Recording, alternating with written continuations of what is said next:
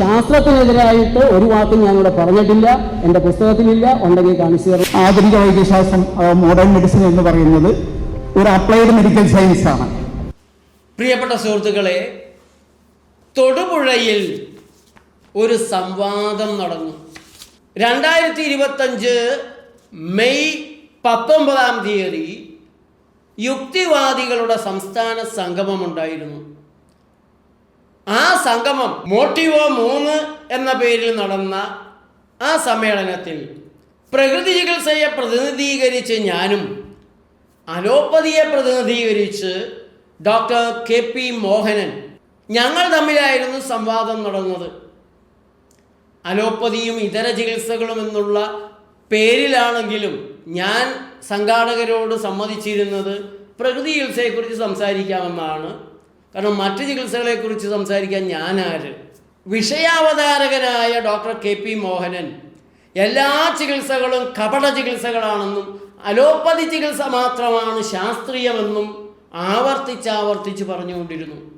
ഞാൻ സംവാദത്തിൽ പങ്കെടുത്തത് അച്ചടിച്ച് തയ്യാറാക്കിയ വാക്കുകളോടെയാണ്. കാരണം ഇത്തരം സംവാദങ്ങളിൽ പോകുമ്പോൾ നമ്മൾ പറയുന്ന പ്രധാനപ്പെട്ട കാര്യങ്ങൾ, പോയിന്റുകളെ അവഗണിച്ച് നമ്മൾ പറഞ്ഞുപോയൊരു വാക്ക് അല്ലെങ്കിൽ നമ്മൾ ഉപയോഗിച്ച ഒരു പ്രയോഗം, ഒരു ശൈലി, അതിന്മേ കയറി പിടിച്ച് അതുമ്മേ ഇങ്ങനെ വട്ടം കറക്കി സമയം കളയുക, ഒരു വാക്കുകൊണ്ട് പുകമറയുണ്ടാക്കി ജയിച്ചേ എന്നുള്ളൊരു തോന്നലുണ്ടാക്കുകയാണ് പതിവ്. രവിചന്ദ്രനുമായി ഞാൻ നടത്തിയ വാക്സിൻ സംവാദത്തിൽ മുഴുവൻ കേട്ടവരെല്ലാം പറയുന്നു, നമ്മൾ കാര്യങ്ങൾ പ്രസൻറ്റ് ചെയ്തു, പഠിക്കാൻ കൂടുതൽ കാര്യങ്ങളുണ്ട് എന്ന് മനസ്സിലായി, ഇവർ പറയുന്നത് പോലെയല്ല കാര്യമെന്ന് മനസ്സിലായി എന്നെല്ലാം പറയുകയും ധാരാളം പേർ എഴുതുകയും ചെയ്യുമ്പോൾ അന്ധവിശ്വാസികളായ ഇവരുടെ ആരാധകർ, വെട്ടുകിളിക്കൂട്ടം, വടക്കഞ്ചേരി കണ്ടം വഴി ഓടിയെന്നൊക്കെ അതിൻ്റെ അടുത്ത് ഇങ്ങനെ എഴുതി കുറേ അങ്ങോട്ട് കൂട്ടിയിടുമ്പോൾ ശരിയായ വിശകലനങ്ങൾ നടത്തിയിട്ടുള്ള, അഭിപ്രായ പ്രകടനം നടത്തിയിട്ടുള്ളതെല്ലാം താഴെ പോവുകയോ ശ്രദ്ധപ്പെടാതെ വരികയോ ചെയ്യും. അപ്പം അങ്ങനെയുള്ള അനുഭവങ്ങളുള്ളത് കൊണ്ട് ഞാനത് പ്രിൻ്റ് ചെയ്ത് എല്ലാവർക്കും കൊടുത്തു.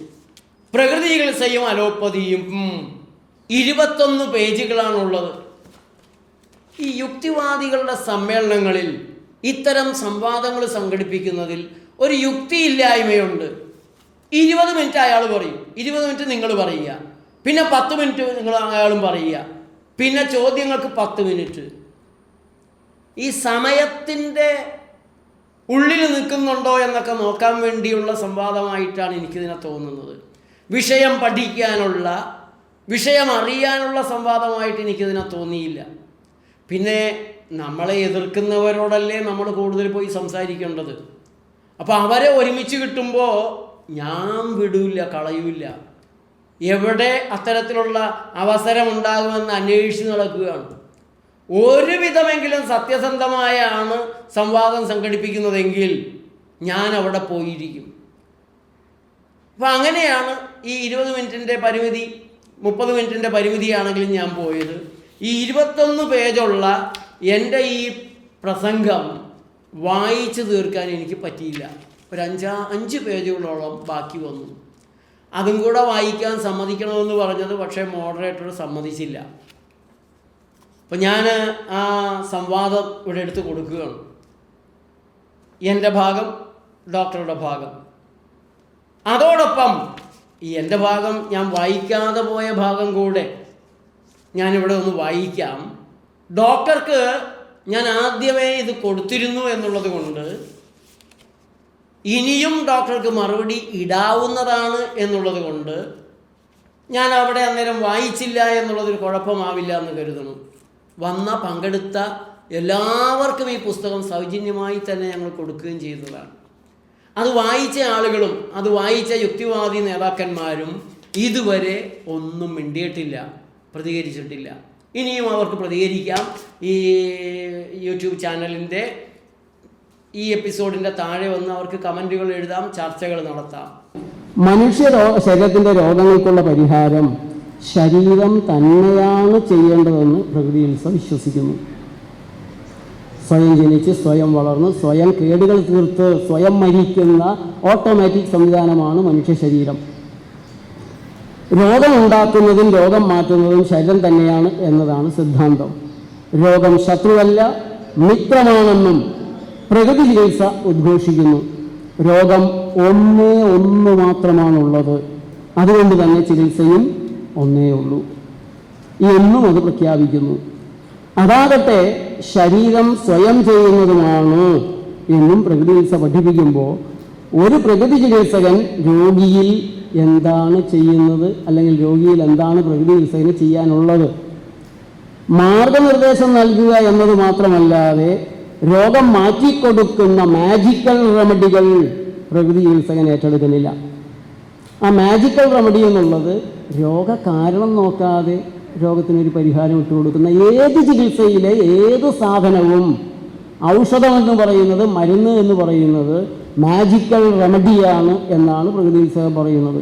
തികച്ചും വ്യത്യസ്തമായ ഈ സമീപനം പ്രകൃതി ചികിത്സയെ അലോപ്പതിയിൽ നിന്ന് മാത്രമല്ല ഇതര ചികിത്സകളിൽ നിന്നുമെല്ലാം വ്യത്യസ്തമാക്കുന്നുണ്ട്. ആരോഗ്യത്തെ അഭിവൃദ്ധിപ്പെടുത്താനും രോഗകാരണങ്ങളെ ഇല്ലായ്മ ചെയ്യുവാനും അല്ലാതെ പലവിധ കാരണങ്ങൾ മൂലം ഉണ്ടായിട്ടുള്ള രോഗത്തെ മരുന്ന് നൽകി മാറ്റിക്കൊടുക്കാൻ അലോപ്പതിക്കും മറ്റു ചികിത്സാ പ്രയോഗങ്ങൾക്കും കഴിയില്ല. രോഗത്തെ ചികിത്സിക്കുന്ന എല്ലാ ചികിത്സകളും അശാസ്ത്രീയ ചികിത്സകളാണ്.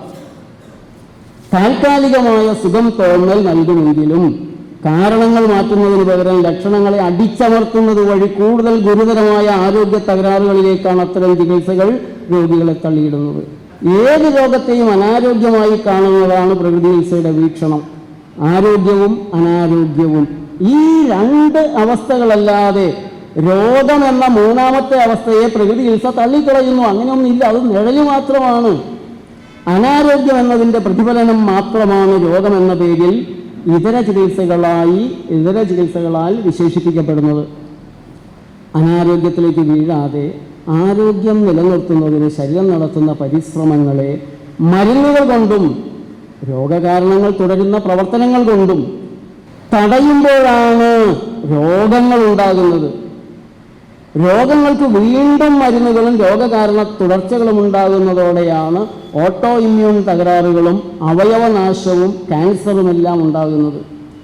രോഗവുമായുള്ള യുദ്ധം എന്ന് തന്നെ പേരിട്ട് വിളിച്ച് നടക്കുന്ന ചികിത്സാ ആക്രമണങ്ങൾ പലതും യുദ്ധങ്ങളിൽ ഉപയോഗിക്കുന്ന ആയുധങ്ങൾ കൊണ്ട് തന്നെ നടത്തുന്നവയാണ്.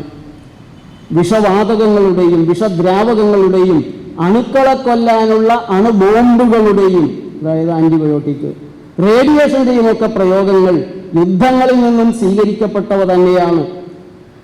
റോക്കറ്റ് എൻജിൻ ഓയിൽ ഉപയോഗിച്ച് സൈക്യാട്രിക് മരുന്നുകൾ എന്ന് പറഞ്ഞാൽ നിങ്ങൾ വിശ്വസിക്കുമെന്ന് എനിക്കറിയില്ല.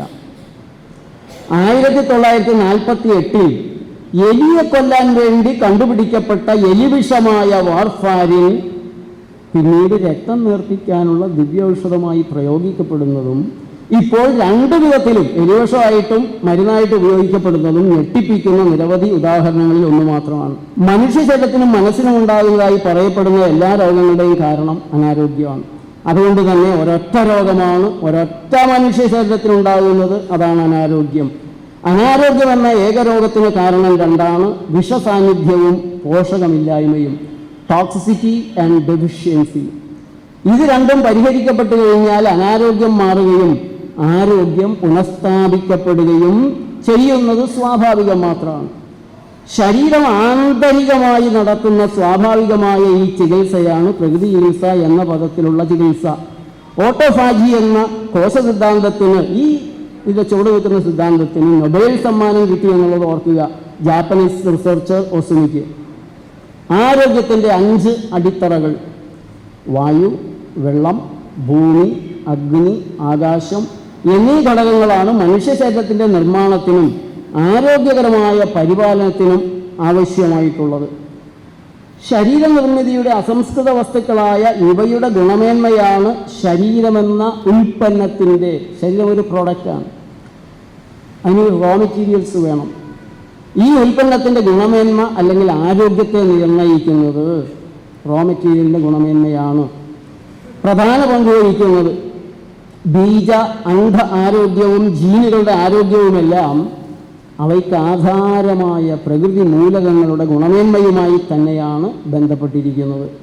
അന്തരീക്ഷവായു മോശമായാൽ അടുത്ത തലമുറകൾ ജനിക്കുന്നത് തുടങ്ങി തന്നെ മോശമാകും, ഗർഭത്തിൽ തന്നെ മോശം സംഭവിക്കുമെന്നുകൂടെ നമ്മൾ മനസ്സിലാക്കേണ്ടതുണ്ട്. രോഗങ്ങളെ കോശങ്ങളിൽ കാണണം, സെല്ലുലാർ ബേസിൽ കാണണം. അനാരോഗ്യത്തിൻ്റെ ലക്ഷണങ്ങളായി കാണപ്പെടുന്ന രോഗങ്ങളെ കോശങ്ങളുടെ പ്രവർത്തന വൈകല്യമായി കാണേണ്ടതും പരിഹരിക്കേണ്ടതുമുണ്ട്. കണ്ണിൽ കാണാനാവാത്ത ബീജകോശവും അണ്ഡകോശവുമാണ് 37.2 ട്രില്യനായി പെരുകിയുണ്ടാകുന്ന മനുഷ്യ ശരീരത്തിൻ്റെ ആദ്യ കിരണങ്ങൾ, ആദ്യ ചുവടുകൾ. 39 ട്രില്യൺ ബാക്ടീരിയകളാണ് 37.2 ട്രില്യൺ കോശങ്ങൾ ചേർന്ന മനുഷ്യ ശരീരത്തെ ആരോഗ്യകരമായി പ്രവർത്തിക്കുന്നത്.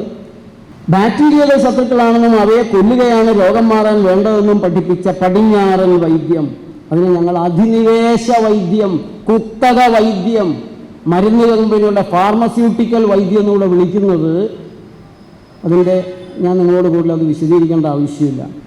ഇപ്പോൾ അത് തിരുത്തിയിട്ടുണ്ട്. ആൻറ്റിബയോട്ടിക്കുകൾക്ക് പകരം പ്രോബയോട്ടിക്കുകൾ എന്നാണ് അവർ മറ്റൊരു കച്ചവടം തുറന്നിട്ടുള്ളത്. കച്ചവട സാധ്യത തീരെ കുറഞ്ഞ പ്രീബയോട്ടിക്കുകളാണ് യഥാർത്ഥത്തിൽ മനുഷ്യ ശരീരത്തിന് വേണ്ടതെന്നുള്ള സത്യം അവിടെയും മറച്ചു വയ്ക്കുന്നത്. പ്രീബയോട്ടിക്കുകൾ കച്ചവടത്തിന് പ്രയാസമാണ്. പ്രോബയോട്ടിക്കുകൾ മരുന്ന് ഗുളികയാക്കാൻ പറ്റും. പ്ലാസ്റ്റിക്കിൻ്റെ ഷെല്ലിനുള്ളിലും ജലാറ്റിൻ ഷെല്ലിൻ്റെ ഉള്ളിലും കടത്തി വെച്ച് രോഗികൾക്ക് കൊടുക്കാൻ സാധിക്കും. എക്സിപ്പിയൻസ് കൂടെ ചേർത്താൽ മതി. ആ എക്സിപ്പിയൻസിൻ്റെ തകരാറൊക്കെ കൊണ്ട് രോഗി 10 രോഗം കൂടി ഉണ്ടായിട്ട് വീണ്ടും തിരിച്ചു വന്നോളും. 1 സെക്കൻഡിൽ 10 ലക്ഷം കോശങ്ങളാണ് കാലാവധി പൂർത്തിയാക്കി മനുഷ്യ ശരീരത്തിൽ എപ്പോപ്റ്റോസിസ് എന്ന മരണം വരിക്കുന്നത്. ഓരോ ദിവസവും 50 മുതൽ 70 ബില്യൺ കോശങ്ങളാണ് അപ്പോപ്റ്റോസിസ് എന്ന കോശമരണത്തിനിരയാകുന്നത്. മരിക്കുന്നതിനേക്കാൾ വളരെ കൂടുതലാണ് ശരീരം നിരന്തരമായി നിർമ്മിക്കുന്ന കോശങ്ങളെങ്കിൽ ശരീരം വളരുന്നു. കുറവാണെങ്കിൽ വാർദ്ധക്യ ലക്ഷണങ്ങളിലേക്ക് വീഴുന്നു. നിരന്തരമായി പുതിയ കോശങ്ങൾ ഉണ്ടാക്കുന്നതിന് അസംസ്കൃത വസ്തുക്കൾ ആവശ്യമുണ്ട്. വായുവും വെള്ളവും ആഹാരവും അഗ്നിയും ആകാശവും എല്ലാം അതിനാവശ്യമാണ്. അവ ലഭിക്കുന്നതിനുള്ള പ്രകൃതി സാഹചര്യം നാം ഒരുക്കേണ്ടതുണ്ട്. അകത്തു തന്നെ ഉണ്ടാകുന്ന ജൈവ മാലിന്യങ്ങളും പുറത്തുനിന്ന് എത്തുന്നവയും ഉച്ഛ്വാസം, വിയർപ്പ്, മൂത്രം, മലം, ആർത്തവം, ഇതാണ് സാധാരണ ശുദ്ധീകരണ മാർഗങ്ങൾ. ഇത് 5 നേരെ ചൊവ്വയെ പ്രവർത്തിക്കുന്ന ഒരു ശരീരവും രോഗത്തിലേക്ക് വീഴില്ല. ശരീരത്തിലെ അവയവങ്ങളെയും കോശങ്ങളെയും വൃത്തിയായി സൂക്ഷിക്കുകയും വേണം. ഹൈജീൻ. സാധാരണ ശുദ്ധീകരണങ്ങൾ മതിയാവാതെ വരുമ്പോൾ കെട്ടിക്കിടക്കാനിടയാകുന്ന മാലിന്യങ്ങളും അവയുടെ അഴുക്കിൽപ്പെട്ട് രൂപാന്തരം വരുന്ന ബാക്ടീരിയകൾക്ക് പാത്തോളജിക്കൽ സ്റ്റേജിലേക്ക് മാറ്റം വരും. അവയുടെ അഴുക്കിൽപ്പെട്ട് രൂപാന്തരം വരുന്ന ബാക്ടീരിയകളും ഗുരുതരമായ ആരോഗ്യ പ്രതിസന്ധികൾ ശരീരത്തിൽ ഉണ്ടാക്കുന്നുണ്ട്. ശരീരത്തിന് ചേരാത്ത ഭക്ഷണപാനീയങ്ങളും കെട്ടിക്കിടക്കുന്ന മാലിന്യങ്ങളും അടങ്ങിയ എല്ലാ അനാരോഗ്യ വസ്തുക്കളും ശരീരത്തിൻ്റെ രോഗപ്രതിരോധ ശേഷിയെ വെല്ലുവിളിക്കുന്നതാണ്. ആരോഗ്യശേഷി എന്ന് പറയുന്നതായിരിക്കും കുറച്ചുകൂടെ നല്ലത്. രോഗപ്രതിരോധ ശേഷിയല്ല, ആരോഗ്യശേഷിയാണ് ശരിയായ പദം. 37.2 ട്രില്യൺ മനുഷ്യകോശങ്ങളുള്ള ശരീരത്തിലെ 39 ട്രില്യൺ ബാക്ടീരിയകളിൽ തെറ്റായ ഭക്ഷണപാനീയങ്ങളും മാലിന്യങ്ങളും ദുസ്വാധീനങ്ങൾ ഉണ്ടാക്കുന്നുണ്ട്. വയറ്റിലെത്തുന്ന ജങ്ക് ഫുഡുകളും നിരവധി മരുന്നുകളും ഗട്ട് ബാക്ടീരിയകളെ ദുർബലപ്പെടുത്തുകയും മാനസിക രോഗങ്ങൾ, ഡിപ്രഷൻ അടക്കം ഉണ്ടാക്കുന്നുണ്ട്. ഗട്ട് ബ്രെയിൻ കണക്ഷൻ എന്ന് പറഞ്ഞ് പുതിയ ശാസ്ത്ര ഗവേഷണങ്ങൾ നിങ്ങൾ നെറ്റിൽ നോക്കിയാൽ മതി. നിങ്ങളുടെ കയ്യിലിരിക്കുന്ന മൊബൈലിൽ ഞാൻ ഈ പറയുന്ന സമയത്ത് നോക്കിയാൽ കിട്ടും. Antibiotic associated diarrhoea, allergic reaction, antibiotic resistance, inflammatory bowel disease IBD, gut micron disruption, ദഹനശേഷി ഇല്ലാതാകൽ തുടങ്ങിയുള്ള നിരവധി തകരാറുകളാണ് ഗട്ട് ബാക്ടീരിയകൾ ക്ഷയിച്ചാൽ ഉണ്ടാകുന്നത്. ആൻറ്റിബയോട്ടിക്കുകളെ മറികടക്കുന്ന സൂപ്പർ ബഗുകളുടെ വലിയ ദുരന്തത്തിൻ്റെ മുഖത്തേക്കാണ് ഇത്രയും കാലം ആൻറ്റിബയോട്ടിക് ഉപയോഗിച്ച് ഭൂമിയിലെ സകല ജീവജാലങ്ങൾക്കും ഭീഷണിയായി നമ്മളെ കൊണ്ട് തള്ളിയിട്ടിരിക്കുന്നത്. പരീക്ഷണമാണ്. ഞങ്ങളിപ്പോൾ തിരുത്തുന്നതെന്ന് പറഞ്ഞാൽ ചെയ്ത ദ്രോഹത്തിനാര് സമാധാനം പറയും? ആ ദ്രോഹം ചെയ്ത കാലത്ത് ഇത് ശാസ്ത്രീയമായിരുന്നില്ലല്ലോ. ഇപ്പോഴും ശാസ്ത്രീയമല്ല. കാരണം നാളെ ഇന്നത്തെ മരുന്ന് നാളെ വിഷമാണെന്ന് പറയും. അപ്പോൾ ഇതെപ്പോഴാണ് ശാസ്ത്രമാകുന്നത്? രോഗപ്രതിരോധ ശേഷിയെ വെല്ലുവിളിക്കുന്ന അനാരോഗ്യ വസ്തുക്കളും രൂപമാറ്റം വരുന്ന ബാക്ടീരിയകളും ടോക്സിക് പ്രോട്ടീനും കാർബോടോക്സിസിറ്റി എല്ലാവരും ഒന്ന് നോക്കിയാൽ പ്രമേയത്തിന് രക്ഷപ്പെടാൻ പറ്റും. ഒറ്റ വാക്കാണ് കാർബോടോക്സിസിറ്റി. വാട്ട് ഈസ് കാർബോടോക്സിസിറ്റി എന്ന് നോക്കണം, വളരെ പ്രധാനപ്പെട്ടതാണ്. ടോക്സിക് ഫാറ്റും ആൻറ്റിജൻ എന്ന നിലയിലാണ് ശരീരം പരിഗണിക്കുന്നത്. ശരീരത്തിൽ അവ പരിഗണിക്കപ്പെടുന്നത് ആൻറ്റിജൻ എന്ന നിലയിലാണ്. അത് ബാക്ടീരിയ ആവാം, വൈറസ് ആവാം, ടോക്സിക് പ്രോട്ടീനുമാകാം എന്നത് അടിവരയിട്ട് നമ്മൾ തിരിച്ചറിയുക. ഇവ ഇൻഫ്ലമേഷൻ്റെ കാരണമായി തീരുന്നത് രോഗപ്രതിരോധ ശേഷിയുടെ പ്രവർത്തനം മൂലമാണ്. ഇൻഫ്ലമേഷൻ ശരീരമുണ്ടാക്കുന്നതാണ്, രോഗപ്രതിരോധ ശേഷി ഉണ്ടാക്കുന്നതാണ്. കടന്നു കയറുന്ന ആക്രമണകാരികൾക്കെതിരെ, വിഷാംശങ്ങൾക്കെതിരെ ശരീരം ഉണ്ടാക്കുന്നതാണ് ഇൻഫ്ലമേഷൻ. അത് ആവശ്യമാണ്. അതിനെ തടയുന്ന അവിവേക രീതികളാണ്, അവിവേക ചികിത്സകളാണ് മാറാരോഗങ്ങളിലേക്ക് മനുഷ്യ ശരീരത്തെ അധപതിപ്പിക്കുന്നത്. ശരീരം ആൻറ്റിജനായി പരിഗണിക്കപ്പെടുന്നവയ്ക്കെല്ലാമെതിരെ ശരീരം സൈറ്റോകിൻസും ഹിസ്റ്റമിനും പുറപ്പെടുവിക്കുന്നതാണ് ഇൻഫ്ലമേഷനായി തീരുന്നത്. തെറ്റായ ഭക്ഷണപാനീയങ്ങളുടെയും മരുന്നുകളുടെയും നിരന്തരമായ ഉപയോഗവും ഉറക്കം വൈകുന്നത് മുതലുള്ള തെറ്റായ ജീവിത രീതികളും, പഞ്ചസാര, മൈദ ഇതുപോലുള്ള സാധനങ്ങൾ, ഇതെല്ലാം ഇൻഫ്ലമേഷനിലേക്ക് ശരീരത്തെ നയിക്കുന്നു. മദ്യവും ചായയും കാപ്പിയും ഇതൊക്കെ ഇൻഫ്ലമേഷൻ ഉണ്ടാക്കുന്നതാണ്. അന്യവസ്തുക്കളും, അതായത് ഫോറിൻ ബോഡീസ്, ഇൻഫ്ലമേഷനും ചേരുന്നതോടെ ആ ഭാഗത്തുള്ള അവയവങ്ങളുടെ പ്രവർത്തനം പ്രയാസത്തിലാകുന്നു. ലിംഫാറ്റിക് ഫ്ലൂയിഡുകൾ, രക്തം, ഓക്സിജൻ, പോഷകങ്ങൾ എന്നിവയുടെ എല്ലാം സഞ്ചാരത്തെ ഇൻഫ്ലമേഷൻ തടയുന്നുണ്ട്. മലിനവസ്തുക്കളുടെ പുറന്തള്ളലിനെയും ഇൻഫ്ലമേഷൻ അസാധ്യമാക്കുന്നുണ്ട്. ഈ പ്രതിസന്ധി മൂലം പ്രവർത്തന തടസ്സമുണ്ടാകുന്ന അവയവത്തിൻ്റെ പ്രത്യേകതയനുസരിച്ച് ലക്ഷണങ്ങൾ വ്യത്യാസപ്പെട്ടിരിക്കും. അതിനെല്ലാം ഓരോരോ രോഗത്തിൻ്റെ പേര് നൽകി, ആ ലക്ഷണ വ്യത്യാസങ്ങൾക്ക് പല പല പേരുകൾ നൽകി പല പല രോഗങ്ങളാണ് എന്ന് പറയുന്നത് ശരിയാണോ, ശാസ്ത്രീയമാണോ? രോഗപ്രതിരോധ ശേഷി പുറപ്പെടുവിക്കുന്ന ഹിസ്റ്റമിനെതിരായി ആൻറ്റി ഹിസ്റ്റമിൻ മരുന്നുകൾ നൽകുന്നത് ഒരു മെഡിക്കൽ ക്രൈമായിട്ടാണ് പ്രകൃതി കണക്കാക്കുന്നത്. സാധാരണ ശുദ്ധീകരണ മാർഗങ്ങളിലൂടെ പുറന്തള്ളാൻ കഴിയാത്ത വിധത്തിൽ മാലിന്യങ്ങൾ രൂപപ്പെട്ടാൽ ജലദോഷം, ഛർദി, വയറിളക്കം, പനി, ത്വക്ക് രോഗങ്ങൾ എന്നിങ്ങനെയുള്ള അസാധാരണ ശുദ്ധീകരണ പ്രവർത്തനങ്ങൾ കൊണ്ട് അവയെ നീക്കം ചെയ്യാൻ ശരീരത്തിനറിയാം. അവയെ രോഗങ്ങളായും ബാക്ടീരിയൽ വൈറൽ ബാധകളായി കരുതി അടിച്ചമർത്തുന്നതും തടയുന്നതും അശാസ്ത്രീയമാണ്, അപകടകരമാണ്. അവയവങ്ങളുടെ പ്രവർത്തനം തടസ്സപ്പെടുന്നതിനാൽ അസുഖങ്ങൾ ഉണ്ടാകുന്നത് പ്രധാനമായും ഈ വിവേകമില്ലാത്ത ചികിത്സ മൂലമാണ്. അവയവങ്ങളുടെ പ്രവർത്തനങ്ങൾ തടസ്സപ്പെടുന്നതിൻ്റെ ലക്ഷണങ്ങളെ രോഗമെന്ന് വിളിച്ച് മരുന്ന് പ്രയോഗങ്ങൾ നടത്തുന്നതോടെ അവയവങ്ങൾ തന്നെ നശിഞ്ഞു പോകുന്ന കിഡ്നി നാശം, കരൾ നാശം, block, stroke, cancer, autoimmune തകരാറുകളൊക്കെയാണ് ഉണ്ടാകുന്നത്. പനിയെ അടിച്ചമർത്തുന്നതിന് നൽകി വരുന്ന പാരാസിറ്റമോൾ 5 തരം ക്യാൻസറുകൾക്ക് കാരണമാകാമെന്ന, ആത്മഹത്യ ചെയ്യിപ്പിക്കാമെന്ന താക്കീത് തരുന്നത് പടിഞ്ഞാറൻ വൈദ്യ ഗവേഷകർ തന്നെയാണ്. ഇതിലേതാണ് ശാസ്ത്രം, ഏതാണ് അശാസ്ത്രം എന്നതാണ് ഉത്തരമായി വരേണ്ടത്. ഞങ്ങൾ നൽകുന്ന മരുന്നുകളുടെ ദോഷഫലങ്ങൾ ഞങ്ങൾ തന്നെ പറയുന്നില്ലേ എന്ന ചോദ്യം ഒരു ചികിത്സയെ ശാസ്ത്രീയമാക്കുമോ?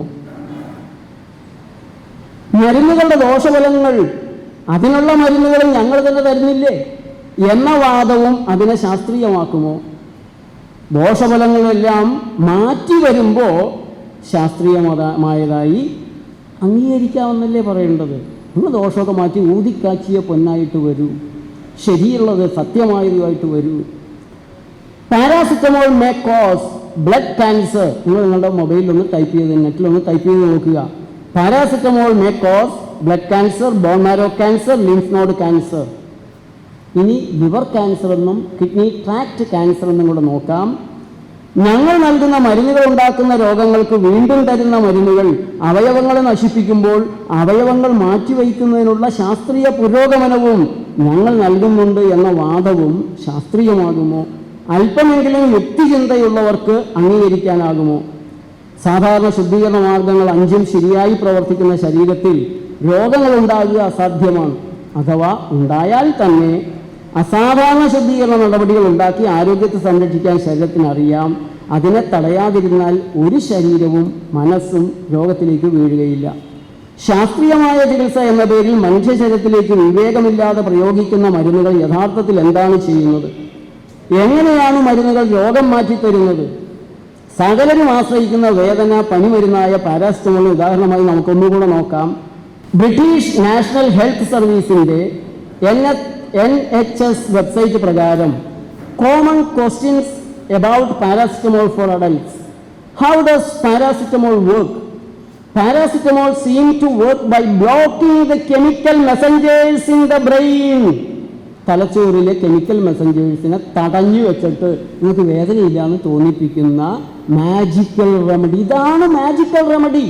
It's also reduces at high temperature by affecting the chemical messengers in the area of the brain that regulates body temperature.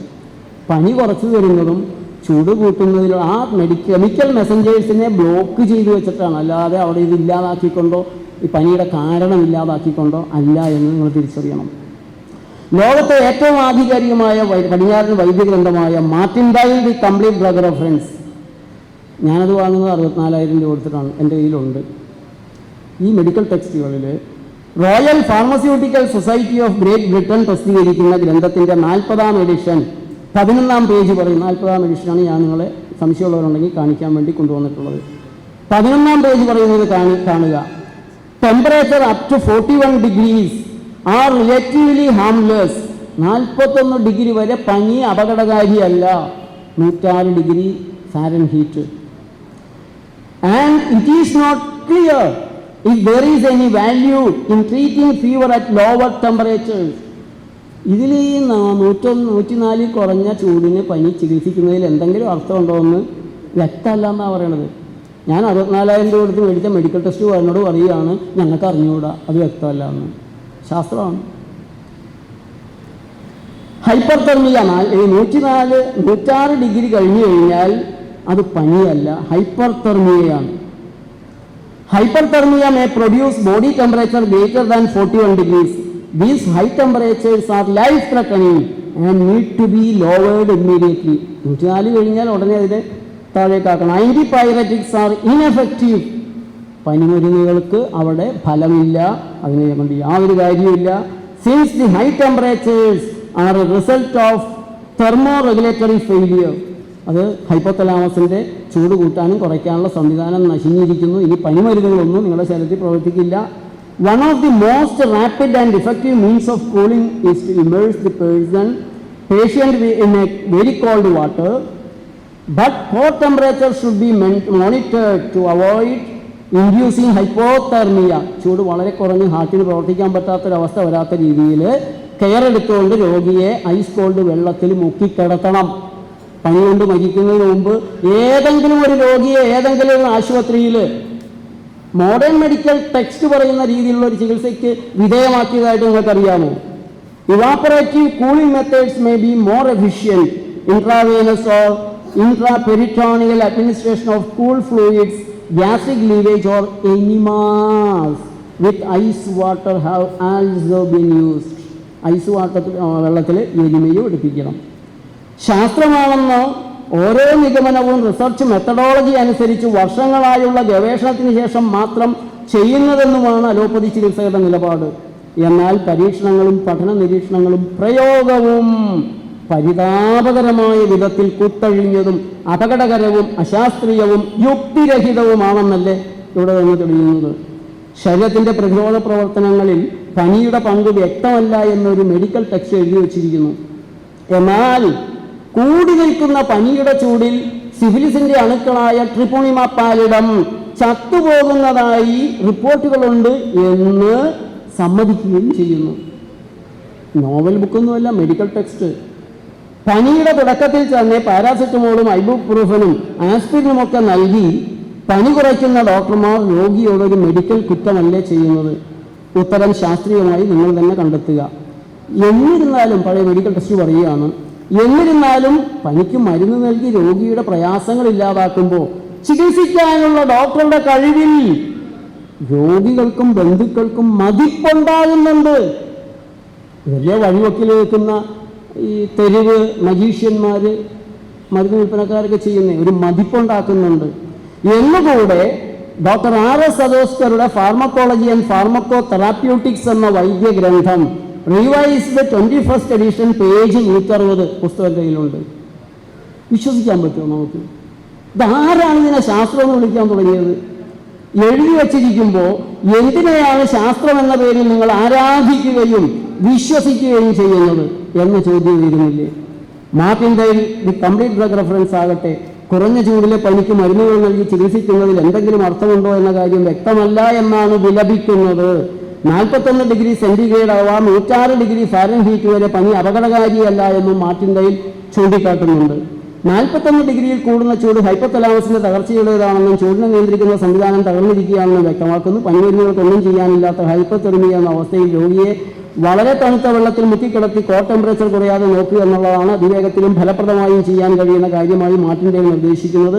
ബാഷ്പീകരണ തണുപ്പ്, ഇവാലറ്റീവ് കൂളിംഗ് മെത്തേഡ്സ് കുറെ കൂടെ നല്ലതാണെന്നും ഞരമ്പുകളിലൂടെയും നെഞ്ചിൻ കൂടുകളിലൂടെയും തണുത്ത ദ്രാവകം കടത്തൽ, ഐസ് വെള്ളം കൊണ്ട് വയറൊഴുകൽ എന്നവയെല്ലാം ചെയ്യണമെന്നാണ് മാർട്ടിൻ ഡെയിൽ പറയുന്നത്. പനി കൊണ്ട് നിരവധി പേർ മരിക്കുന്ന ഒരു സംസ്ഥാനമാണ് കേരളം.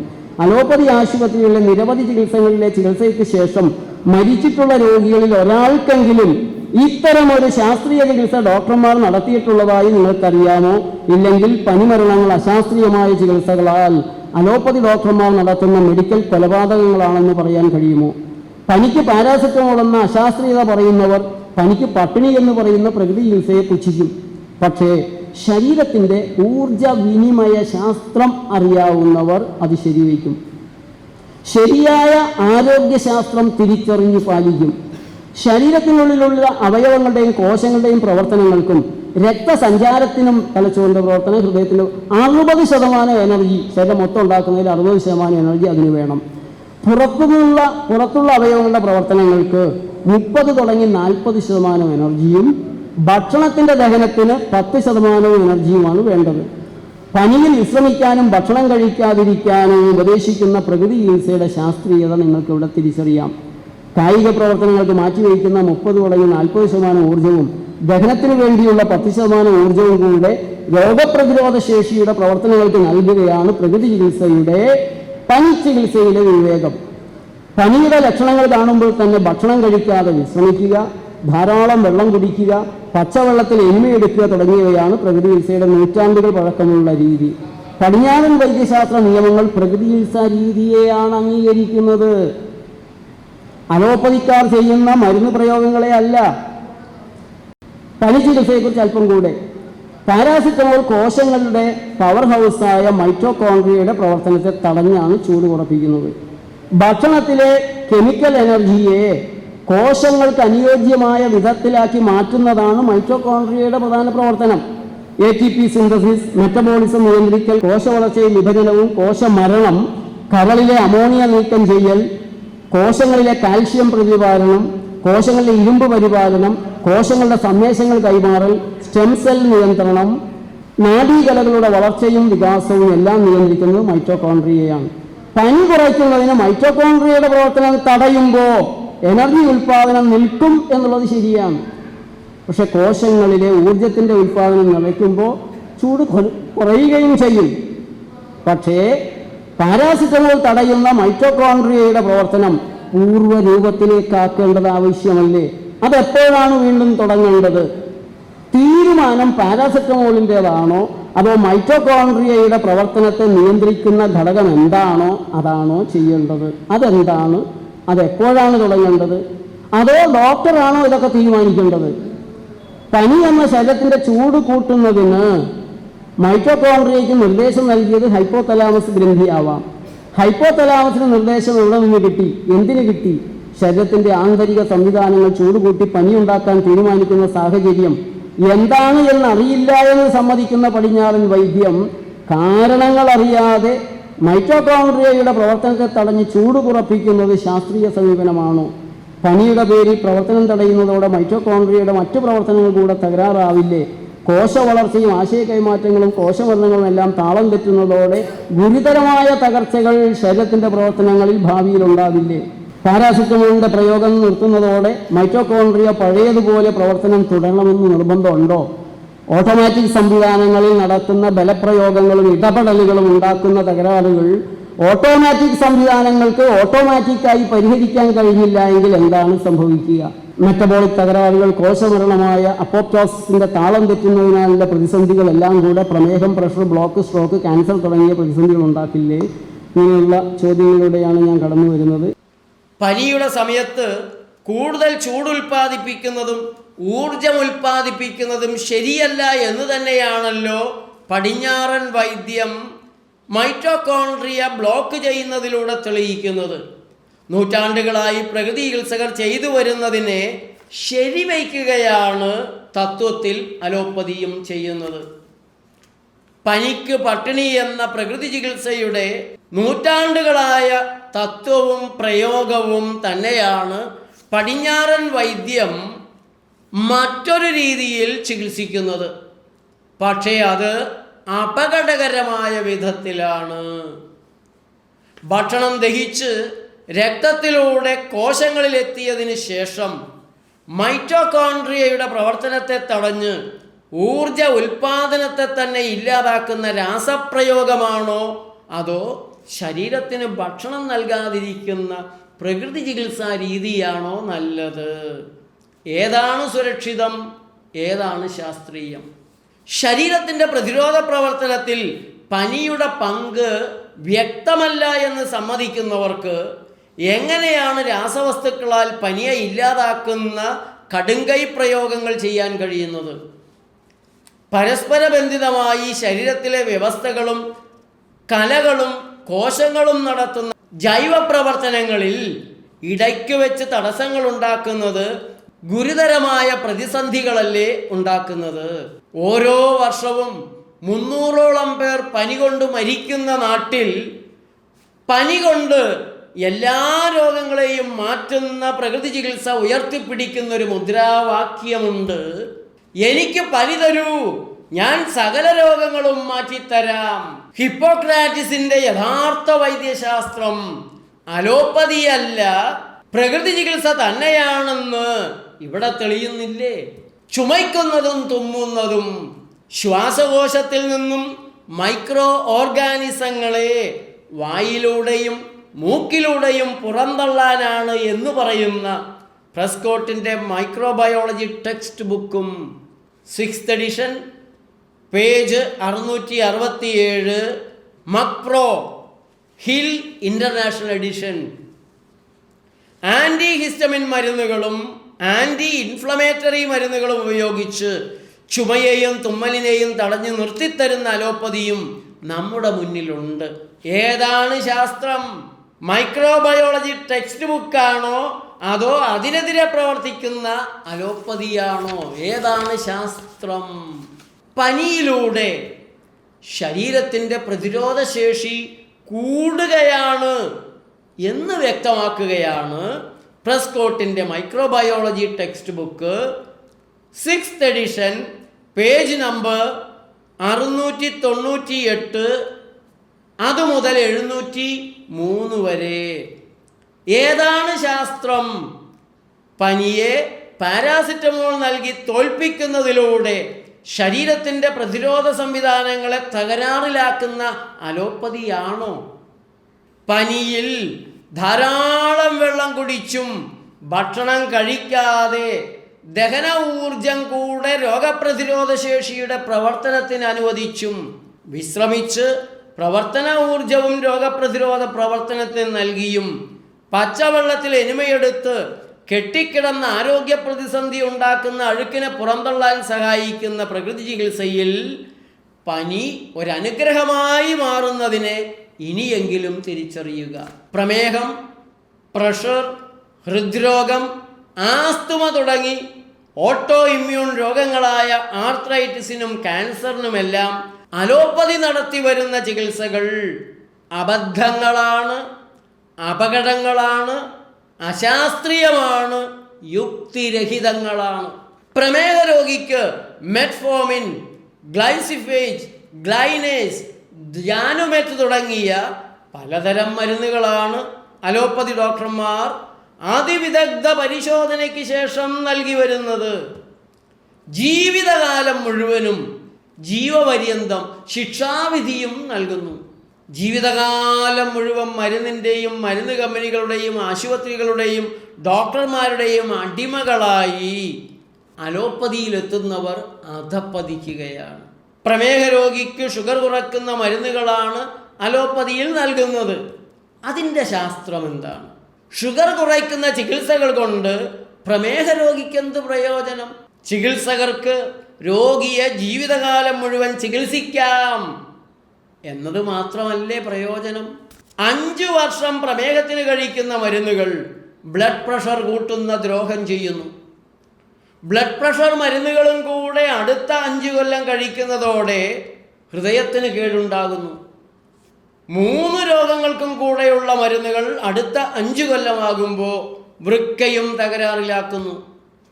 കാലുകൾക്ക് ന്യൂറോപ്പതി പഴുപ്പും മുറിക്കലും കാഴ്ച നശിക്കൽ ലൈംഗിക ശേഷി നശിക്കൽ എല്ലാം സംഭവിക്കുന്നത് കൃത്യമായി അലോപ്പതി പ്രമേഹ ചികിത്സ ചെയ്യുന്നവരിൽ തന്നെ അല്ലേ? പ്രമേഹ രോഗിക്ക് ഷുഗർ കുറയ്ക്കാനുള്ള മരുന്നുകൾ നൽകി തൃപ്തിയടയുന്നതാണോ അലോപ്പതിയുടെ ശാസ്ത്രീയ ചികിത്സ? പാൻക്രിയാസ് ഗ്രന്ഥിയുടെയും കരളിൻ്റെയും പ്രവർത്തന വൈകല്യങ്ങളല്ലേ പ്രമേഹത്തിൻ്റെ പ്രധാന കാരണം? അവയെ നന്നാക്കുക എന്നുള്ളതല്ലേ ശരിയായ ശാസ്ത്രീയ ചികിത്സയാകേണ്ടത്? പാൻക്രിയാസ് ഗ്രന്ഥിയുടെയും കരളിൻ്റെയും പ്രവർത്തന വൈകല്യങ്ങളല്ലേ പ്രമേഹത്തിൻ്റെ പ്രധാന കാരണം? അവയെ നന്നാക്കുക എന്നുള്ളതല്ലേ ശരിയായ ശാസ്ത്രീയ ചികിത്സ ആകേണ്ടത്?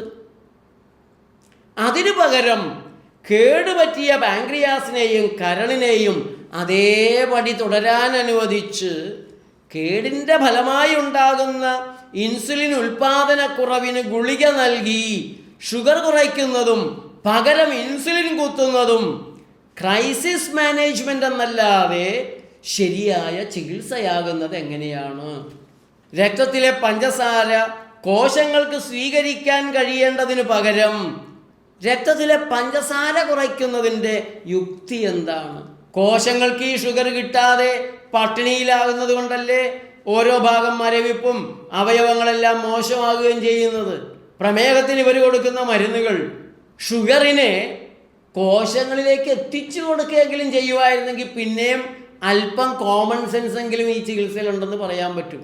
പാൻക്രിയാസിനെയും കരളിനെയും നന്നാക്കുന്നതിന് ഏതെങ്കിലും ഒരു മരുന്ന് അലോപ്പതിയിലുണ്ടോ?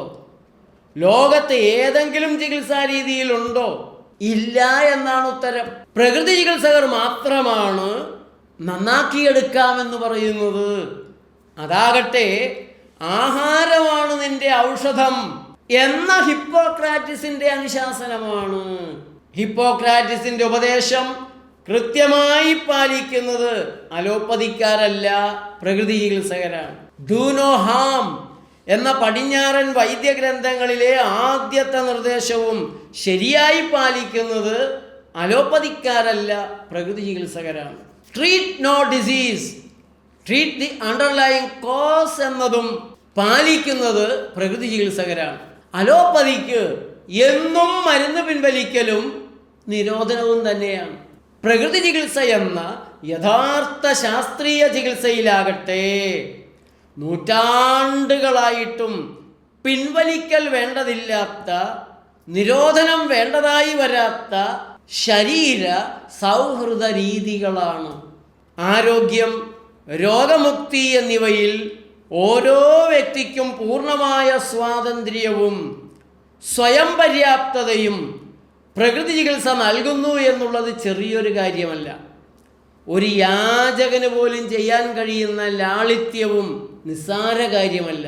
രോഗിയുടെ കീശയും വീടും പറമ്പും തട്ടിയെടുക്കുന്ന അലോപ്പതിയുടെ കുത്തക ശാസ്ത്രം ആരോഗ്യശാസ്ത്രമാണോ അതോ സാമ്പത്തിക ശാസ്ത്രമാണോ കച്ചവട ശാസ്ത്രമാണോ? ആ സംശയമാണ് ഇവിടെ ഉയരുന്നത്. ഇനിയും നിരവധി ചോദ്യങ്ങൾ. ബ്രിട്ടനിലെ അലോപ്പതി ചികിത്സയും ഇന്ത്യയിലെ അലോപ്പതി ചികിത്സയും എന്തുകൊണ്ട് വ്യത്യസ്തമായിരിക്കുന്നു എന്ന ചോദ്യവും ഉത്തരം പറയേണ്ടതായിട്ടുണ്ട്.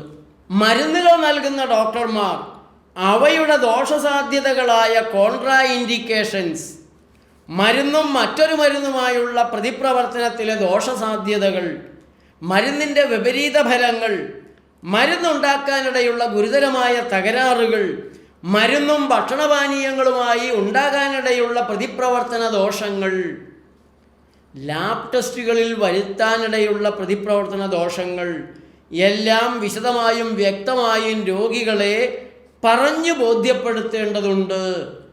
അങ്ങനെയാണ് ഡോക്ടർമാർ മരുന്നുകൾ നൽകുന്നതെന്നാണ് ജനങ്ങളുടെ വിശ്വാസം.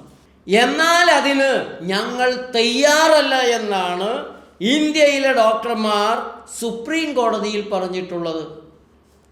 സുപ്രീം കോടതി അത് അംഗീകരിച്ച് വിധി പ്രസ്താവിച്ചത് ഞെട്ടിപ്പിക്കുന്ന കാര്യമാണ്. വളരെ ചുരുങ്ങിയ സമയത്തിനുള്ളിൽ കൺസൾട്ടേഷൻ നടത്തുന്ന ഇന്ത്യൻ ഡോക്ടർമാർക്ക് മരുന്നുകളുടെ ദോഷഫലങ്ങൾ പറഞ്ഞ് രോഗിയെ ബോധ്യപ്പെടുത്താൻ സമയമില്ലാത്തതിനാൽ അനവധി തകരാറുകൾ സംഭവിക്കുന്നുണ്ടെന്നും അതിനാൽ മുന്നറിയിപ്പുകളുടെ കമ്പ്യൂട്ടർ പ്രിൻ്റ് രോഗിക്ക് നൽകണമെന്നും ആവശ്യപ്പെട്ട് അഡ്വക്കേറ്റ് പ്രശാന്ത് ഭൂഷൺ വഴി ഞാൻ നൽകിയ കേസാണ് സുപ്രീം കോടതി തള്ളിയത്. ഡോക്ടർമാർക്ക് വലിയ തിരക്കാണ്. ഈ ഉത്തരവാദിത്തം കൂടെ ഡോക്ടർമാരെ ഏൽപ്പിക്കാൻ കഴിയില്ല എന്നൊക്കെയാണ് വിശദീകരണങ്ങളായത്. കേസ് തള്ളിക്കാൻ ഡോക്ടർമാരുടെ സംഘടന അഭിഭാഷക പടയെ തന്നെ നിയോഗിച്ചിരുന്നു. അപകടം അലോപ്പതി വേൾഡ് ഹെൽത്ത് ഓർഗനൈസേഷൻ 1 വർഷം അലോപ്പതി ചികിത്സയുടെ പിഴവുകളാൽ കൂടുതൽ രോഗങ്ങൾ നേടുന്നത് 1340 ലക്ഷം രോഗികളാണ്. ചികിത്സാ പിഴവുകൾ കൊണ്ട് മരിക്കുന്നത് 26 ലക്ഷം പേരാണ്. ആശുപത്രികളിലേക്ക് പോകുന്ന 10 രോഗികളിൽ 4 പേർക്കും ലഭിക്കുന്നത് ചികിത്സാ പിഴവുകളാണ്. ലോകാരോഗ്യ സംഘടനയുടെ കണക്കാണിത്. രഹസ്യമായി എത്ര ശ്രമിച്ചിട്ടും നന്നാകാത്തതിനാൽ സെപ്റ്റംബർ 17 പേഷ്യൻ്റ് സേഫ്റ്റി ഡേ ആയി ആചരിക്കാൻ 2019 മുതൽ ലോകാരോഗ്യ സംഘടന ആവശ്യപ്പെട്ടിരിക്കുന്നത് നിങ്ങൾ എത്ര പേരെ ഡോക്ടർമാർ, ആരോഗ്യവകുപ്പുകാർ, പത്രമാധ്യമങ്ങൾ അറിയിച്ചിട്ടുണ്ട്? World patient safety day WHO നിങ്ങളൊന്ന് നോക്ക്. അമേരിക്കൻ ഡോക്ടർമാരുടെ സംഘടനയായ അമേരിക്കൻ മെഡിക്കൽ അസോസിയേഷൻ്റെ മുഖപത്രം ജാമയിൽ ഡോക്ടർ ബാർബര സ്റ്റാർഫീൽഡ് ഒരു ലേഖനം എഴുതി. Is US health really the best in the world? July 26, 2000 ആണ്ട് ഡോക്ടർ ബാർബര സ്റ്റാർഫീൽഡ് MD MPH. ചികിത്സാ പിഴവ് കൊണ്ട് ഓരോ വർഷവും അമേരിക്കയിൽ മരിക്കുന്നത് 44,000 മുതൽ 98,000 പേരാണ്. ഒരു അലോപ്പതി ഡോക്ടർ കൂടിയായ ബാർബരയുടെ റിസർച്ച് ഞെട്ടിക്കുന്നു. ആശുപത്രികളിലെത്തുന്ന 20% മുതൽ 30% പേർക്കും തെറ്റായ ചികിത്സയാണ് കിട്ടുന്നതെന്നും ഡോക്ടർ ബാർബര വ്യക്തമാക്കുമ്പോൾ ഗുണത്തേക്കാൾ ഏറെ ദോഷമല്ലേ അലോപ്പതി ചികിത്സ ചെയ്യുന്നത് എന്ന ചോദ്യത്തിനും ഉത്തരം പറയേണ്ടതുണ്ട്. തുടർച്ചയായ റിസർച്ചുകൾ നടക്കുന്നുണ്ട് എന്നുള്ളത് നിലവിലുള്ള അലോപ്പതിയെ ശാസ്ത്രീയമാക്കുന്നില്ല. മരുന്നുകളുടെയും വാക്സിനുകളുടെയും ശസ്ത്രക്രിയയുടെയും ദോഷഫലങ്ങൾ ഞങ്ങൾ തന്നെ പറയുന്നുണ്ട് എന്നുള്ളതും അലോപ്പതിയെ ശാസ്ത്രീയമാക്കുന്നില്ല. അലോപ്പതി എവിഡൻസ് ബേസ്ഡ് ആണെന്നുള്ള അവകാശവാദം തകരുന്നത് രോഗമാറ്റം നടക്കുന്നതിൻ്റെ എവിഡൻസ് എത്ര ഉണ്ട്, എവിടെയുണ്ട് എന്ന ചോദ്യത്തിലാണ്. അലോപ്പതിയുടെ എവിഡൻസ് തിയറിയിൽ മാത്രമാണ്, തത്വത്തിൽ മാത്രമാണ്, പ്രയോഗത്തിലില്ല. എൻ്റെ 7 നേച്ചർ ലൈഫ് പ്രകൃതി ചികിത്സാലയങ്ങളും ഞാൻ തുറന്നു തന്നെയാണ് ഇട്ടിരിക്കുന്നത്. ആർക്കു വേണമെങ്കിലും വരാം, പഠിക്കാം, നിരീക്ഷിക്കാം. ഒരൊറ്റ അലോപ്പതി ആശുപത്രിയെങ്കിലും തുറന്നു വയ്ക്കുമോ?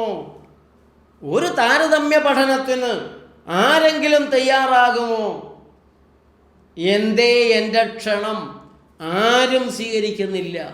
സിസേറിയൻ അടക്കമുള്ള സർജറികൾ അലോപ്പതിയിൽ മാത്രമാണുള്ളത് എന്ന വാദവും അലോപ്പതിയെ ശാസ്ത്രീയമാക്കുന്നില്ല. യഥാർത്ഥത്തിൽ അലോപ്പതിയുടെ ഭീകരമുഖത്തെ തുറന്നു കാട്ടുകയാണ് ചെയ്യുന്നത്. ശസ്ത്രക്രിയയുടെ പിതാവായി ആയുർവേദ ആചാര്യനായ ശുശ്രുതനെ അലോപ്പതിക്കാരും അംഗീകരിക്കുന്നുണ്ട്. പക്ഷേ ശുശ്രുതൻ്റെ പിൻതലമുറക്കാരായ ആയുർവേദക്കാരെ പോലും ശസ്ത്രക്രിയ ചെയ്യാൻ അനുവദിക്കുന്നില്ല. ശാസ്ത്രത്തെ കുത്തകയാക്കി മാറ്റി സാമ്പത്തിക നേട്ടം ഉറപ്പിക്കുകയാണവർ. റോഡപകടങ്ങളിലും പാമ്പുകടി, നായകടി പോലുള്ള അത്യാഹിതങ്ങളിലും അടിയന്തര പരിഹാരങ്ങൾക്ക് ഇന്ന് ശാസ്ത്രത്തെയും സാങ്കേതിക വിദ്യയെയും കുത്തകയാക്കി വെച്ചിട്ടുള്ള അലോപ്പതി മുന്നിലാണ്. അവയെല്ലാം പക്ഷേ അപകടങ്ങളാണ്, രോഗങ്ങളല്ല. രോഗങ്ങളുടെ കാര്യത്തിൽ അലോപ്പതിയുടെ തിയറിയും പ്രയോഗവും അബദ്ധങ്ങളാണ്, അപകടങ്ങളാണ്, അശാസ്ത്രീയങ്ങളാണ്.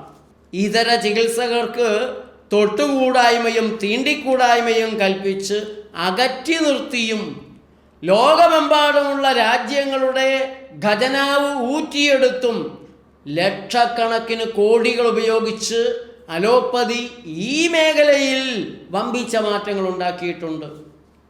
പക്ഷേ അവ സമൂഹത്തിനായി തുറന്നു വയ്ക്കാതെ കുത്തകയാക്കി വയ്ക്കുന്നത് കച്ചവട താല്പര്യമാണ്. അലോപ്പതിയിലെ നല്ലതിനെ സ്വീകരിക്കാനുള്ള വിവേകം ഇതര ചികിത്സകർക്കും ഇതര ചികിത്സകളിലെ നന്മകളെ സ്വീകരിക്കാനുള്ള ആർജവം അലോപ്പതിക്കും ഉണ്ടാകണം.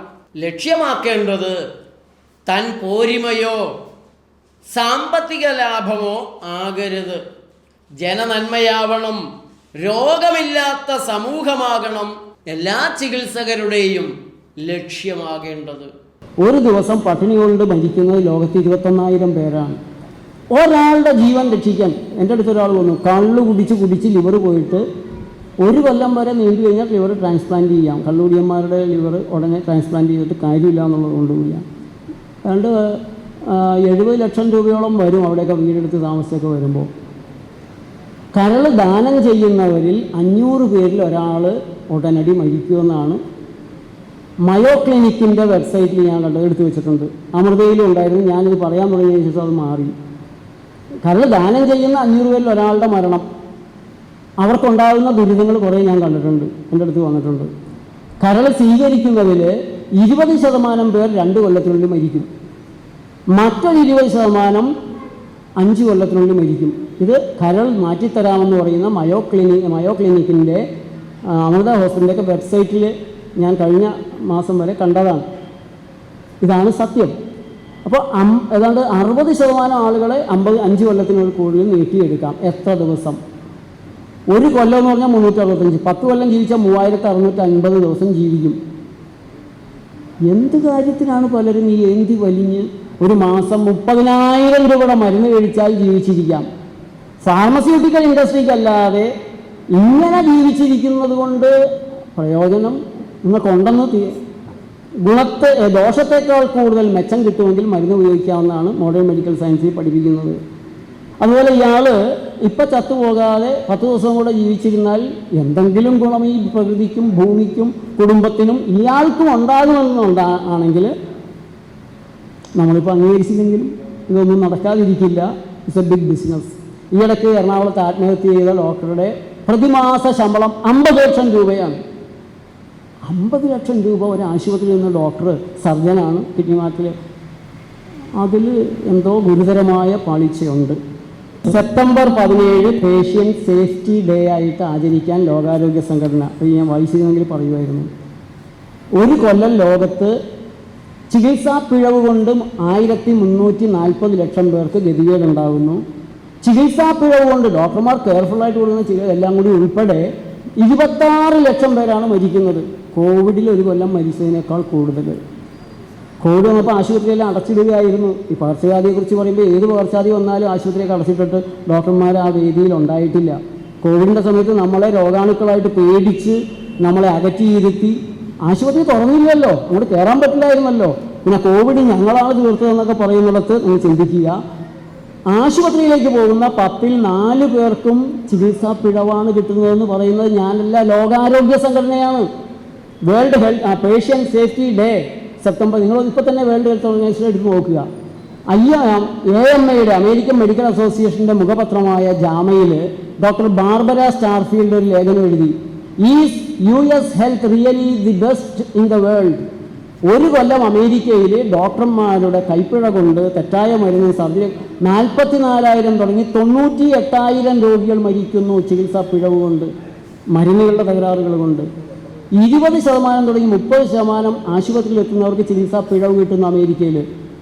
എന്താണ് നമ്മുടെ നാട്ടിലെ രാഷ്ട്രീയക്കാർ ഇവിടുത്തെ ഡോക്ടർമാരിലും ചികിത്സയിലും വിശ്വാസം ഉണ്ടെങ്കിൽ അമേരിക്കക്ക് ഓടുമോ? ക്യാൻസറിന് ഏറ്റവും വലിയ ചികിത്സ. പിന്നെ നിർമ്മലയുടെ കാര്യം ഇവിടെ ഡോക്ടർ പറഞ്ഞു. നിർമ്മല 1.5 കൊല്ലം ബേബി മെമ്മോറിയലിലെ ചികിത്സ പരാജയപ്പെട്ടിട്ട് യൂണിവേഴ്സിറ്റിയുടെ പുറകിലുള്ള ഹോമിയോ ഡോക്ടറെ അടുത്ത് പോയി. അവിടെ നിന്നാണ് ഡോക്ടർ ജോൺ ബേബിയുടെ അടുത്ത് വരുന്നത്. തൻ്റെ മകളെപ്പോലെ വീട്ടിൽ നിർത്തി ഭക്ഷണം കൊടുത്ത്. പാവപ്പെട്ട കുട്ടിയായിരുന്നു, 10 പൈസ വാങ്ങിച്ചിട്ടല്ല. പക്ഷേ ആ കുട്ടി ചികിത്സ പറഞ്ഞ കാര്യങ്ങൾ തെറ്റിച്ച് ഇവിടെ പറഞ്ഞ പോലെ കുമ്പളങ്ങേര് കൊടുത്ത് കിടത്തി കൊടുക്കൊന്നും അല്ല നിർമ്മലയെ ചികിത്സിച്ചത്. പിന്നെ അതൊക്കെ ശരിയാണെങ്കിൽ പോലും അതിൻ്റെ അപ്പുറത്ത് എത്രയോ ആണ് നമുക്ക് അലോപ്പതിയിൽ ഓരോ ദിവസവും പറയാനുള്ളത്. അതുകൊണ്ട് മറുപടികൾ വേണ്ടത്ര ആയില്ല എന്നുള്ളൊരു സങ്കടം എനിക്കുണ്ട്. അതായത് ഞാൻ ഞാൻ നിങ്ങൾക്ക് എല്ലാവർക്കും തന്നു, അത് ഡോക്ടർക്ക് നൽകിയിട്ടുണ്ട്. അദ്ദേഹം എത്തിക്സിൽ വളരെ എനിക്ക് സന്തോഷം തോന്നിയൊരു കാര്യം, അദ്ദേഹത്തെ ഞാൻ പരിചയപ്പെടുമ്പോൾ മെഡിക്കൽ കോളേജിൽ നിന്ന് റിട്ടയർ ചെയ്തതിന് ശേഷം സ്വകാര്യ ആശുപത്രി പോയില്ല. കാരണം എത്തിക്കലായിട്ട് പ്രാക്ടീസ് ചെയ്യാൻ പറ്റില്ല. അപ്പം ഞാൻ പറഞ്ഞ കുറേ കാര്യങ്ങൾ അതിനുള്ളിലൊക്കെ വരുന്നുണ്ട്. ബ്രിട്ടനിലെ ചികിത്സ ഇവിടുത്തെ ചികിത്സ എന്താ ഇങ്ങനെ വ്യത്യാസപ്പെട്ടിരിക്കണേ? 3 ദിവസം കഴിയാതെ പനി രോഗിയെ ആശുപത്രി കയറ്റില്ല ബ്രിട്ടനിൽ, കുഞ്ഞു കുട്ടിയാണെങ്കിൽ പോലും. അപ്പോൾ അങ്ങനെ എത്തിക്സിൽ വിചാരമുള്ള ഒരാളെന്ന നിലയ്ക്ക് അദ്ദേഹം ഞങ്ങളുടെ പ്രതിനിധി വന്ന് ഒരു കുറച്ച് ദിവസം ഞങ്ങളോടൊപ്പം ഒന്ന് കഴിയണം. കോഴിക്കോട് തന്നെ ഉണ്ട്. അത് അദ്ദേഹത്തെ ഞങ്ങളിലേക്ക് കൂടെ എത്തിക്കും. ധാരാളം ഡോക്ടർമാർ ഇപ്പോൾ ഞങ്ങളോടൊപ്പം ഉണ്ട്. ഡോക്ടർ മായ വലേച്ചിയെ പോലെ, ഡോക്ടർ ആനന്ദ് ഗോഖാനിയെ പോലെ. പ്രമേഹത്തിൻ്റെ സ്വയം ചികിത്സ എന്നുള്ള എൻ്റെ പുസ്തകം പ്രകാശനം ചെയ്ത് ഡോക്ടർ ആനന്ദ് ഗോഖാനി, ബിർള ഹോസ്പിറ്റലിലെ പ്രധാനപ്പെട്ട ഡയബറ്റോളജിസ്റ്റ്, പ്രകാശനം ചെയ്തത് MA ബേബി. 15 കൊല്ലത്തെ പ്രമേഹം 10 ദിവസം കൊണ്ട് മാറ്റിവെച്ചതാണ്. ഞാൻ 1 മണിക്കൂർ കൂടി ഇരുന്നില്ലേ, 2 മിനിറ്റ് കൂടി തന്നേക്ക്. അത് പുസ്തകം സ്വീകരിച്ചത് ഡോക്ടർ VS വിജയൻ. 25 കൊല്ലം പ്രമേഹം ഉണ്ടായിരുന്നു, 555 പ്രമേഹം. ഇപ്പോൾ 10-18 കൊല്ലമായി ഒരു മരുന്നില്ലാതെ ജീവിക്കുകയാണ്. എൻ്റെ പ്രകൃതി രീതികളിലൂടെ ഒരു രോഗമില്ലാതെ ജീവിക്കുന്ന 100 കണക്കിന് കുടുംബങ്ങളെ ഞാൻ കേരളത്തിൽ കാണിച്ചു തരാം. 10-20 കൊല്ലമായിട്ട് കുടുംബത്തിൽ ആർക്കും രോഗമില്ല. അത് കാണാനും പഠിക്കാനും നിങ്ങൾ വരില്ലേ? നിങ്ങൾ യുക്തിവാദികളല്ലേ? സത്യം അന്വേഷിക്കുന്നതുകൊണ്ടല്ലേ നിങ്ങൾ സമൂഹത്തിൻ്റെ മുഴുവൻ പരിഹാസവും അല്ലെങ്കിൽ എതിർപ്പും നേരിട്ട് യുക്തിവാദത്തിൽ കുടുംബത്തിൻ്റെ പോലും എതിർപ്പല്ലേ പലർക്കും ഉള്ളത്. ആ ഒരു സത്യാന്വേഷണം 10 ദിവസം ഞങ്ങളുടെ പ്രകൃതി ഉത്സാഹത്തിൽ വന്ന് അവിടെ നടക്കുന്നത് എന്താണെന്ന് പഠിക്കാനുള്ള സത്യസന്ധത കാണിക്കണം. യുക്തിചിന്തയിൽ ഏറ്റവും പ്രധാനം MA ജോണായിരുന്നു. ആ ജോൺ സാറ് എൻ്റെ പ്രകൃതി ഉത്സാഹ കേന്ദ്രത്തിൽ വരികയും എനിക്ക് പ്രോത്സാഹനം തരികയും ഞങ്ങളൊന്നിച്ച് കേരളമൊട്ടാകെ സഞ്ചരിക്കുകയും ക്ലാസ് എടുക്കുകയും ചെയ്തിട്ടുണ്ട്. അതുകൊണ്ട് യുക്തി അന്വേഷിച്ച് നോക്കുന്ന ഞാനും ഒരു യുക്തി ചിന്തകൻ തന്നെയാണ്. കാരണം എനിക്കിപ്പോഴും വ്യക്തമല്ല ദൈവമുണ്ടോ ഇല്ലയോ, ഉണ്ടെന്ന് വിശ്വസിക്കാനും അതുകൊണ്ട് ശാസ്ത്രത്തിനെതിരായിട്ട് ഒരു വാക്കും ഞാനിവിടെ പറഞ്ഞിട്ടില്ല, എൻ്റെ പുസ്തകത്തിലില്ല. ഉണ്ടെങ്കിൽ കാണിച്ചു തരണം. നന്ദി, നമസ്കാരം. Very good morning. ഞാൻ ഇവിടെ നിൽക്കുന്നത് മോഡേൺ മെഡിക്കൽ സയൻസിൻ്റെ ഒരു ഡോക്ടർ എന്ന നിലയിലല്ല, സത്യത്തെ, ശാസ്ത്രത്തെ, രോഗികളുടെ ആരോഗ്യത്തെ അതിൻ്റെ കൂടെ നിൽക്കുന്ന ഒരു വ്യക്തി എന്ന നിലയിലാണ്. ആധുനിക വൈദ്യശാസ്ത്രം അഥവാ മോഡേൺ മെഡിസിൻ ഗസ് ചെയ്യാറില്ല, ടെസ്റ്റാണ് ചെയ്യാറുള്ളത്. മോഡേൺ മെഡിക്കൽ സയൻസ് എന്ന് പറയുന്നത് വിശ്വാസത്തിൻ്റെ അടിത്തറയിലല്ല, തെളിവുകളുടെ അടിത്തറയിലാണ് കെട്ടിപ്പൊക്കിയിട്ടുള്ളത്. നിരന്തര പരീക്ഷണ നിരീക്ഷണങ്ങളിലൂടെ തെളിവുകളുടെ അടിസ്ഥാനത്തിൽ ടെസ്റ്റ് ചെയ്ത് ആവർത്തിച്ച് തെളിയിക്കാവുന്ന വസ്തുതകളുടെ അടിസ്ഥാനത്തിൽ, ഡാറ്റയുടെ അടിസ്ഥാനത്തിൽ, കൃത്യമായ ഫീൽഡ് സ്റ്റഡികളുടെ അടിസ്ഥാനത്തിൽ, ഫേസ് ട്രയലുകളുടെ അടിസ്ഥാനത്തിൽ, അതുപോലെ പിയർ റിവ്യൂ, അതുപോലുള്ള സ്റ്റാറ്റിസ്റ്റിക്കൽ പഠനങ്ങളുടെ അടിസ്ഥാനത്തിൽ അറിയപ്പെടുന്ന, തിരിച്ചറിയപ്പെടുന്ന, സത്യത്തിൻ്റെ അടിത്തറയിൽ കെട്ടിപ്പൊക്കിയിട്ടുള്ള ഒരു സത്യാന്വേഷണ സിസ്റ്റമാണ് സയൻസ് എന്ന് പറയുന്നത്. ഇതാണ് സയൻസും സ്യൂഡോ സയൻസും തമ്മിലുള്ള വ്യത്യാസം. സയൻസ് നിരന്തരം പുതുക്കുകയും ടെസ്റ്റ് ചെയ്ത് പുതിയതിനെ ആചരണം ചെയ്യുകയും മുൻവിധികളില്ലാതെ പഴയതിനെ തള്ളുകയും ചെയ്യുന്നു. ഇത് പരിപൂർണമായിട്ടും സത്യമാണ് അല്ലെങ്കിൽ പരിപൂർണ ശരിയാണ് എന്ന് ശാസ്ത്രം അഥവാ സയൻസ് ഒരിക്കലും അവകാശപ്പെടാറില്ല. കാരണം ശാസ്ത്രം സത്യത്തിൽ നിന്നും കൂടുതൽ വലിയ സത്യത്തിലേക്കും അതിലും വലിയ സത്യത്തിലേക്കും പുരോഗമിച്ചുകൊണ്ടേയിരിക്കും. സ്വയം തിരുത്തിയും സ്വയം വളർന്നും അത് ആത്യന്തിക സത്യത്തെ അല്ലെങ്കിൽ കൂടുതൽ വലിയ സത്യത്തെ കണ്ടെത്താനുള്ള ശ്രമത്തിലായിരിക്കും. മെഡിക്കൽ സയൻസിൽ ഞങ്ങൾക്ക് തെറ്റിയാൽ ഞങ്ങൾ അവിടെ നിർത്തും. ആ കാര്യം ജനങ്ങളെ അറിയിക്കും. പിന്നീട് അതിനേക്കാൾ നല്ല സത്യത്തെ അല്ലെങ്കിൽ നല്ല ചികിത്സയെ, നല്ല ഔഷധത്തെ കണ്ടെത്തും. മരുന്നുകൾ നിരന്തരമായി പുതുക്കപ്പെടുകയും ഏറ്റവും പുതിയത് കണ്ടെത്തുകയും ചെയ്യും. നമുക്കറിയാം, ഇന്ന് ഇവിടെ കൂടിയിരിക്കുന്ന അല്ലെങ്കിൽ എല്ലാ ജനങ്ങളുടെയും പോക്കറ്റിൽ സ്മാർട്ട് ഫോൺ കാണും. കുറച്ച് 10-15 വർഷങ്ങൾക്ക് മുമ്പ് നമുക്ക് സ്മാർട്ട് ഫോണിനെ കുറിച്ച് ചിന്തിക്കാൻ കഴിയില്ല. അതിനു മുമ്പ് നോക്കിയയുടെ കുത്തുന്ന ഫോണായിരുന്നു, അതിനു മുമ്പ് കറക്കി കുത്തുന്ന ഫോണായിരുന്നു, അതിനു മുമ്പ് അഞ്ചലോട്ടക്കാരനും തപ്പാലും ടെലിഗ്രാമും ടെലിഫോണും എല്ലാമായിരുന്നു. ഈ വിശ്വാസങ്ങൾ അത് തുടങ്ങിയ കാലത്ത് സന്ദേശം അയച്ചിരുന്നത് പ്രാവിൻ്റെ മേലെയോ അല്ലെങ്കിൽ മേഘസന്ദേശം പോലെ ഭാവനാസൃഷ്ടമായിട്ടോ എല്ലാമായിരുന്നു. അപ്പോൾ നമ്മൾ ഇന്ന് സയൻസിന്റെ പക്കൽ സ്മാർട്ട് ഫോൺ ഉണ്ട്, എന്തുകൊണ്ട് ഞങ്ങൾക്കൊരു 15-25 വർഷം മുമ്പ് അത് കിട്ടിയില്ല എന്ന് നമ്മൾ പറയാറില്ല. കാരണം ശാസ്ത്രം അതാണ് സയൻസ്. എന്നാൽ വിശ്വാസങ്ങളാവട്ടെ അത് പിറവിയെടുത്ത ആ കാലഘട്ടത്തിൽ തന്നെ ഘനീഭവിച്ചു നിൽക്കുന്നതാണ്. ഇവിടെയാണ് ശാസ്ത്രവും കപടശാസ്ത്രവും തമ്മിൽ വ്യത്യസ്തമാകുന്നത്.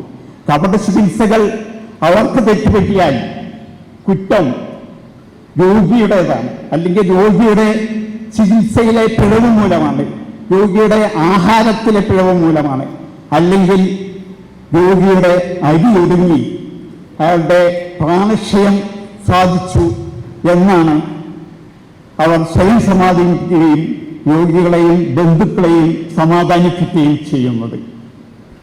വൈദ്യശാസ്ത്ര ചരിത്രത്തിൻ്റെ കാര്യമെടുത്താൽ ചരിത്രത്തിന് അതീതമായി തന്നെ, ചരിത്രാതീത കാലം മുമ്പ് തന്നെ മനുഷ്യൻ ചികിത്സ തുടങ്ങിയിരുന്നു എന്നതിൻ്റെ തെളിവുകളുണ്ട്.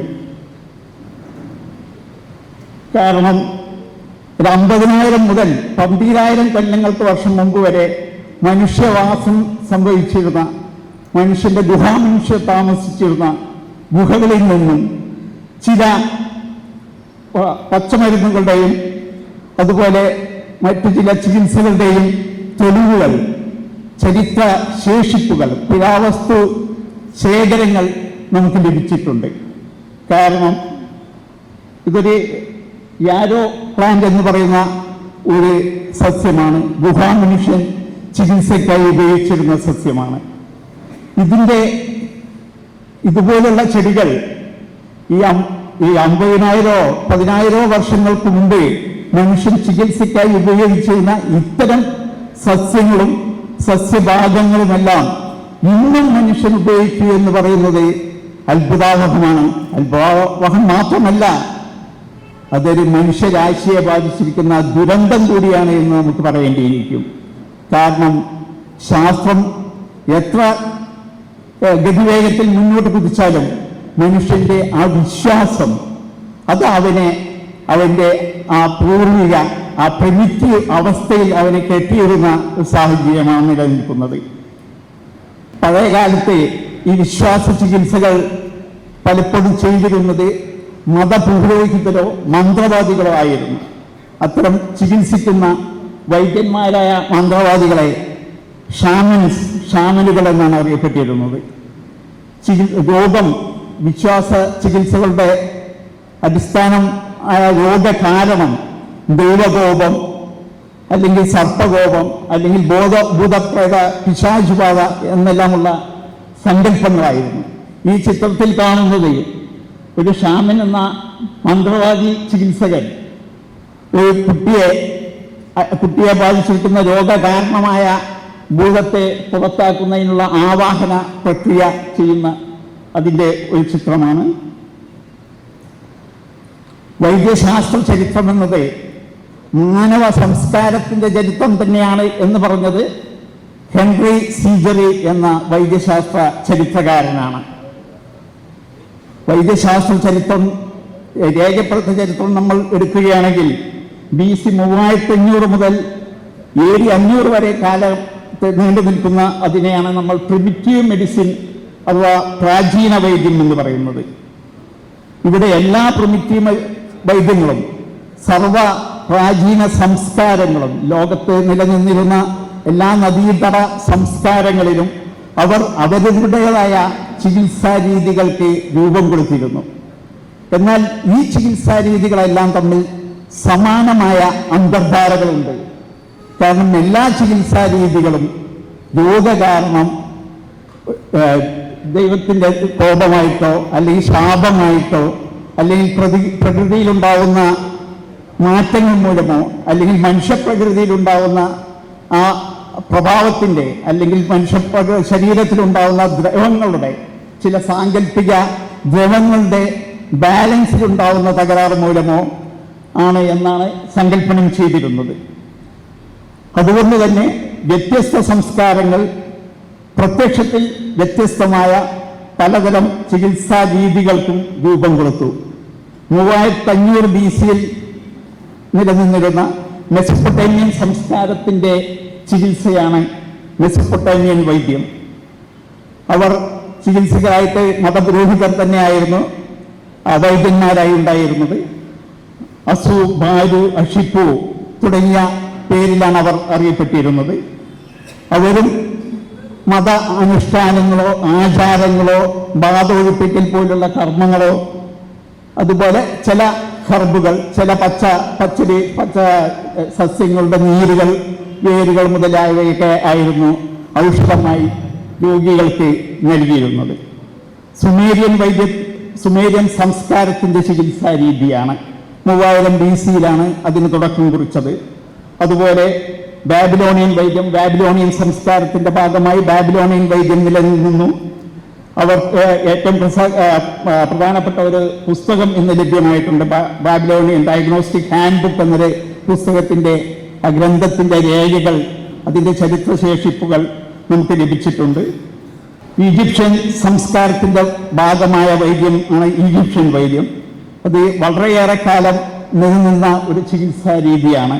3150 മുതൽ 585 BC വരെ ഈ ചികിത്സ, ഉപവാസം, വ്യായാമം, മെഡിറ്റേഷൻ ഇതെല്ലാമാണ് ചികിത്സാ രീതികളായിട്ടുള്ളത്. അതുപോലെ പഞ്ചബോധ ഉപാസനയാണ് പ്രകൃതി ചികിത്സയുടെ മറ്റൊരു പ്രധാന ചികിത്സാ രീതിയായിട്ട് പറയുന്നത്. മനുഷ്യ ശരീരത്തിലുണ്ടാകുന്ന ഒരു ബയോ എനർജി, ആ എനർജിയുടെ തകരാറ് കൊണ്ടാണ് രോഗങ്ങൾ ഉണ്ടാകുന്നത് എന്നാണ് ആശയം മുന്നോട്ട് വയ്ക്കുന്നത്. ഈ മതാചാരങ്ങളെയും ഉപവാസങ്ങൾ പോലുള്ള മതാചാരങ്ങളെയും മതാനുഷ്ഠാനങ്ങളെയും എല്ലാം ചികിത്സയുടെ ഭാഗമായി സയൻസ്, ശാസ്ത്രം എന്ന പദം ഉപയോഗിക്കുന്നില്ല. സയൻസ് എന്ന് പറയുന്നത് എവിഡൻസ് ബേസ്ഡ് ആണ്. അത് വർഷങ്ങളോളമുള്ള പരീക്ഷണ നിരീക്ഷണങ്ങളുടെ ആവർത്തിക്കാവുന്ന തെളിവുകളുടെ അടിസ്ഥാനത്തിൽ അതിൻ്റെ മാത്രം അടിസ്ഥാനത്തിൽ ഉണ്ടാകുന്നതാണ് സയൻസ്. അതുപോലെ തന്നെ ആധുനിക വൈദ്യശാസ്ത്രം, മോഡേൺ മെഡിസിൻ എന്ന് പറയുന്നത് ഒരു അപ്ലൈഡ് മെഡിക്കൽ സയൻസാണ്. അവിടെ എല്ലാ സയൻസിൻ്റെ എല്ലാ നേട്ടങ്ങളുടെയും ശാസ്ത്രത്തിൻ്റെ സർവ്വശാഖകളിലും ഉണ്ടാകുന്ന എല്ലാ വികാസങ്ങളുടെയും പുരോഗതിയുടെയും നേട്ടങ്ങളെ ഉൾക്കൊണ്ടുകൊണ്ട് മനുഷ്യരാശിക്ക് അവരുടെ ജീവനും ആയുസ്സും നീട്ടുന്നതിന് വേണ്ടിയുള്ള ഒരു പ്രായോഗിക സയൻസാണ് മെഡിക്കൽ സയൻസ് എന്ന് പറയുന്നത്. ഇവിടെ നമ്മൾക്ക് സംസാരിക്കുന്നത് ക്ലിനിക്കൽ ട്രയലുകളുടെയും പരീക്ഷണങ്ങളുടെയും ഗവേഷണങ്ങളുടെയും രേഖകളും ഡാറ്റകളും തെളിവുകളുമാണ്. ഇത് എന്നെ സമീപിച്ച ഒരു രോഗിയുടെ പ്രിസ്ക്രിപ്ഷനാണ്. അദ്ദേഹം ഒരു IT എഞ്ചിനീയറാണ്. ഇവിടെ നേരത്തെ മൈത്രേയൻ പറഞ്ഞ പോലെ വിദ്യാഭ്യാസം ഒരുത്തരും ശാസ്ത്ര അവബോധമുള്ളവനും സാമാന്യ ബുദ്ധി പോലും ഉള്ളവനാക്കില്ല എന്നത് യാഥാർത്ഥ്യമാണ്. അതാണ് കേരളത്തിന്റെ ശാപം. എല്ലാ സർവ തട്ടിപ്പുകളുടെയും സർവ കപട ചികിത്സകളുടെയും ആവാസ കേന്ദ്രമാണ് നമ്മുടെ ഈ കൊച്ചു കേരളം എന്ന് പറയുന്നത്. അറബികൾ പോലും അറേബ്യൻ നാടുകളിലൊന്നും ആധുനിക വൈദ്യശാസ്ത്രമല്ലാതെ മറ്റൊരു ശാസ്ത്ര ശാഖകൾ അവിടെ ഇല്ല, അല്ലെങ്കിൽ ശാസ്ത്രം ചികിത്സ എന്ന് പറയുന്ന രീതികൾ അവിടെ ഇല്ല. ഏറ്റവും നല്ല ഉദാഹരണങ്ങൾ സ്കാൻഡിനേവിയൻ രാജ്യങ്ങളാണ്. ഇദ്ദേഹം IT എഞ്ചിനീയർ എൻ്റെ സ്ഥിരമായി വരുന്ന രോഗിയായിരുന്നു. അതിനുശേഷം അദ്ദേഹം ഒരു ആയുർവേദ MD ഡോക്ടറെ കല്യാണം കഴിച്ചു. അദ്ദേഹത്തിൻ്റെ ഭാര്യ ഒരു ആയുർവേദ MD ആണ്. പിന്നീട് അദ്ദേഹം തടി കൂടി ഫാറ്റി ലിവറൊക്കെ ഉണ്ടെന്ന് പറഞ്ഞിട്ട് അദ്ദേഹത്തിൻ്റെ ഭാര്യ തന്നെ ആയുർവേദ MD അദ്ദേഹത്തെ ചികിത്സിച്ചു. 2 മാസം കഷായും അരിഷ്ടമെല്ലാം കൊടുത്തതിന് ശേഷം അദ്ദേഹത്തെ കണ്ണെല്ലാം ചോദിച്ച് തടി കൂടി നീര് വന്ന് കണ്ണ് ചോന്ന് കണ്ണിൻ്റെ ഡോക്ടറെ കാണിച്ചു പറയാം. അദ്ദേഹത്തിന് കണ്ണ് ചികിത്സക്കാരനൊന്നും മനസ്സിലായില്ല. എന്നിട്ട് പിന്നീട് അതിന് ശേഷം എന്നെ സമീപിച്ചു.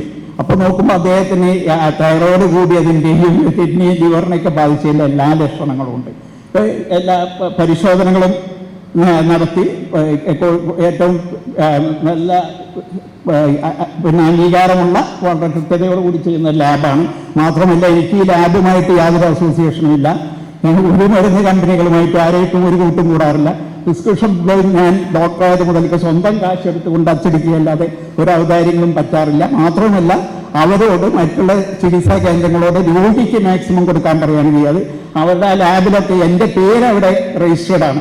എൻ്റെ പേരടിച്ചാൽ 20-25% കമ്മീഷനോട് കൂടിയിട്ട് രോഗി കിട്ടും. സ്കാനൊക്കെ പകുതി കാശിന് ചിലപ്പോൾ കൊടുക്കും. അത്ര രോഗിയെ കൊടുത്തു വിട്ടപ്പോൾ അദ്ദേഹത്തിൻ്റെ റിപ്പോർട്ടാണത്. അപ്പോൾ അദ്ദേഹത്തിൻ്റെ തൈറോയിഡ് കംപ്ലീറ്റ് നശിച്ചു പോയി. ആയുർവേദം കൊണ്ട് ഒരു രോഗമില്ലാത്ത ആളായിരുന്നു. ലിവറിനെ ബാധിച്ചു, കിഡ്നി ബാധിച്ചു, മജ്ജയെ ബാധിച്ചു, ഹീമോഗ്ലോബിൻ കുറഞ്ഞു. പിന്നെ എല്ലാ മൾട്ടി ഓർഗൻ ഫെയിലിയറിൻ്റെ സ്ഥിതിയിലായിരുന്നു. പിന്നീട് അദ്ദേഹത്തിന് ഞാൻ ചികിത്സിച്ചു. ഏകദേശം ഒരു മാസം കൊണ്ട് തന്നെ അദ്ദേഹത്തിൻ്റെ എല്ലാ ഡാറ്റകളും അദ്ദേഹത്തിൻ്റെ എവിഡൻസസ് എല്ലാം കിഡ്നിയുടെയും തൈറോയിഡെല്ലാം TSH വളരെ 200-300 അടുത്തായിരുന്നു. ലിവർ ഫംഗ്ഷൻ ടെസ്റ്റ് എല്ലാം തകരാറിലായിരുന്നു. ക്രിയാറ്റിന് 1.59 പിന്നീട് 1-2 മാസം ഇപ്പോഴും അദ്ദേഹം മാസം തോറും വന്ന് എൻ്റെ ചികിത്സയിലാണ്. അവസാനം അദ്ദേഹത്തിൻ്റെ പൂർണ്ണമായിട്ട് ക്രിയാറ്റിനിൻ 1.6 ഉണ്ടായിരുന്നു 0.9, തൈറോയിഡ് നോർമലായി 1.29, ഹോർമോൺ ലെവൽ നോർമലായി, ലിവറിൻ്റെ പ്രവർത്തനം നോർമലി. വീണ്ടും സ്കാൻ റിപ്പോർട്ട് ചെയ്തപ്പോൾ പൂർണ്ണമായിട്ടും നോർമലായി. ഇപ്പോൾ പക്ഷേ ജീവിതകാലം വരെ ഇത് ടെസ്റ്റ് ചെയ്യുക, ഈ മരുന്നുകൾ സേവിക്കേണ്ട അവസ്ഥ. തൈറോയിഡിൻ്റെ ഹോർമോൺ റീപ്ലേസ്മെൻ്റ് ആണ്. തൈറോയിഡ് ഗ്രന്ഥിയെ കംപ്ലീറ്റ് തകർത്തു, അപ്പോൾ റീപ്ലേസ് ചെയ്യണം. അതുപോലെ ലിവറിൻ്റെ പ്രവർത്തനത്തിലുള്ള മരുന്നുകൾ കുറച്ചു കാലം കൂടെ അദ്ദേഹം കഴിക്കേണ്ടി വരും, അതിനുശേഷം നിർത്താം. പക്ഷേ തൈറോയിഡ് പൂർണ്ണമായിട്ട് നിർത്താൻ പറ്റില്ല. കിഡ്നിയുടെ പ്രവർത്തനം എല്ലാം നോർമലായി. ഇത് കുറച്ച് ഇതെല്ലാം അദ്ദേഹത്തിൻ്റെ റിപ്പോർട്ടുകളാണ്. ഇത് കുറച്ച് വർഷങ്ങൾക്ക് മുമ്പ് എൻ്റെ അടുത്ത് വന്നിട്ടുള്ള ഒരു രോഗിയാണ്. ഒരിക്കലും മദ്യപിക്കാത്ത, ഒരിക്കലും പുകവലിക്കാത്ത ഒരു വ്യക്തി ശരീരമാസകലും നീരുമായിട്ട് വന്നപ്പോൾ അദ്ദേഹത്തിന് chronic parenchymal liver disease, toxic hepatitis വന്ന് ലിവർ കംപ്ലീറ്റ് തകരാറായ അവസ്ഥയിലായി, ലിവർ സിറോസിസായി മാറി. ഇപ്പോൾ അതിനുള്ള ചികിത്സ ചെയ്തുകൊണ്ടിരിക്കുകയാണ്. പിന്നീട് മറ്റൊരു രോഗിയുടെ അദ്ദേഹത്തിൻ്റെ വീഡിയോ എൻ്റെ കയ്യിലുണ്ട്. അദ്ദേഹം ഒരിക്കലും പുകവലിക്കാത്ത, ഒരിക്കലും മദ്യം ഉപയോഗിക്കാത്ത വ്യക്തിയാണ്. കോട്ടക്കൽ ആയുർവേദശാസ്ത്രത്തിൻ്റെ ആയുർവേദ ചികിത്സയുടെ വത്തിക്കാനായിട്ടുള്ള കോട്ടക്കൽ ആയുർവേദശാസ്ത്രത്തെ അവിടുത്തെ പോപ്പായിട്ടുള്ള ഡോക്ടർ പി കെ വാര്യർ അദ്ദേഹത്തിൻ്റെ ചികിത്സയിലും മറ്റു വൈദ്യന്മാരുടെ ചികിത്സയിലുമായിരുന്നു. അങ്ങനെ പക്ഷേ അദ്ദേഹത്തിൻ്റെ 7-8 വർഷത്തോളം മുട്ടുവേദനയ്ക്ക് മരുന്ന് കഴിച്ചതാണ്. അദ്ദേഹത്തിൻ്റെ കരൾ കംപ്ലീറ്റ് പോയി, കിഡ്നിയെയും ബാധിച്ചു. അവസാനം ഇപ്പോൾ അദ്ദേഹം ഒന്നുകിൽ ലിവർ മാറ്റി വെക്കണം, അല്ലെങ്കിൽ ജീവിതകാലം വരെ മാറ്റിവെക്കേണ്ട അവസ്ഥ വരുന്നത് വരെ മരുന്ന് കഴിച്ചുകൊണ്ടേയിരിക്കണം. ആ ഒരു അവസ്ഥയിലാണ്. പിന്നെ നിങ്ങൾ യൂട്യൂബിലാണ് ഇതിൽ ചിലപ്പോൾ സലീം കുമാറിൻ്റെ ഒരു വീഡിയോ കാണുമായിരിക്കും. അദ്ദേഹം നമ്മുടെ വിഖ്യാതനായ കുപ്രസിദ്ധനായ നമ്മുടെ മോഹനൻ വൈദ്യർ, വൈറസില്ല എന്ന് പറഞ്ഞ മോഹനൻ വൈദ്യരെ ചികിത്സയിലടക്കം കേരളം അങ്ങോളമുള്ള എല്ലാ വൈദ്യന്മാരുടെയും ചികിത്സ നടത്തിയിരുന്നു. പക്ഷെ അദ്ദേഹത്തിൻ്റെ ലിവർ അവസാനം മാറ്റിവെക്കേണ്ട അവസ്ഥ ഒരു കൃത്രിമ ലിവറായിട്ട് വരുന്നതാണ്. പിന്നെ ഞാൻ പ്രാക്ടീസ് ചെയ്യുന്നതിന് അടുത്തുള്ള ഒരു കുട്ടി, ഒരു +1 വിദ്യാർത്ഥിനി, അവർ പിന്നെ ഒരു കാലിലുള്ള ഒരു പയോഡർമിക്ക് 5 ദിവസത്തെ ചെറിയൊരു ആൻറ്റിബയോട്ടിക്കുകൾ കൊടുത്തു കഴിഞ്ഞാൽ പൂർണ്ണമായിട്ടും മാറാവുന്ന ഒരു പയോഡർമിക്ക് 6 മാസം കഷായം കുടിച്ച് ആ കുട്ടിയുടെ കരൾ കംപ്ലീറ്റ് തകർന്നു പോയി. അവസാനം അമ്മ കരൾ കൊടുക്കാൻ തയ്യാറാവുകയും നാട്ടുകാരും ടീച്ചേഴ്സും പിന്നെ സ്റ്റുഡൻസ് എല്ലാം പിരിവെടുത്ത് കോഴിക്കോട് നിംസ് ആശുപത്രിയിൽ ആർക്കും അന്വേഷിക്കാവുന്നതാണ് പോയി കരൾ മാറ്റി വെച്ചിട്ടാണ് ആ കുട്ടി ഇന്ന് ജീവിച്ചുകൊണ്ടിരിക്കുന്നത്. പിന്നീട് പറയല് കാരണം ഈ കീമോഫോബിയ, ഇതാണ് ഇവരുടെ കപട ചികിത്സകളുടെ എല്ലാ പ്രധാന കാരണം.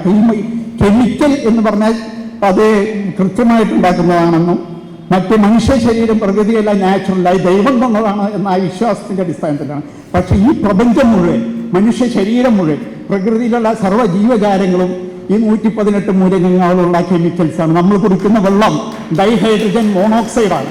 2 ഓക്സിജനും പിന്നെ 2 ഹൈഡ്രജൻ, 1 ഓക്സിജനും 2 ഹൈഡ്രജൻ മോളിക്കൂളും ചേർന്നാണ്. ഇങ്ങനെ ഫോബിയ വരുത്തുക. നമ്മൾ കറിയിലൊടുക്കുന്ന ഉപ്പ് വളരെ പ്രകൃതിദത്തമാണ്. മനുഷ്യ നീ ഉപ്പാകുന്നു എന്ന് ബൈബിളിൽ പറയുന്നുണ്ട്. ഈ ഉപ്പ് എന്താണ്? സോഡിയം എന്ന് പറയുന്ന ഒരു ലോഹം, ക്ലോറിൻ എന്ന് പറയുന്ന ഒരു വിഷവാതകമാണ്. ഇങ്ങനെ ജനങ്ങളെ തെറ്റിദ്ധരിപ്പിച്ച് അവരുടെ അജ്ഞതയും മുതലെടുപ്പിട്ട് ഭീഷണിപ്പെടുത്തിക്കൊണ്ടാണ് ഇവർ ചെയ്യുന്നത്. പിന്നെ ഈ വാക്സിൻ വിരുദ്ധതകൾ.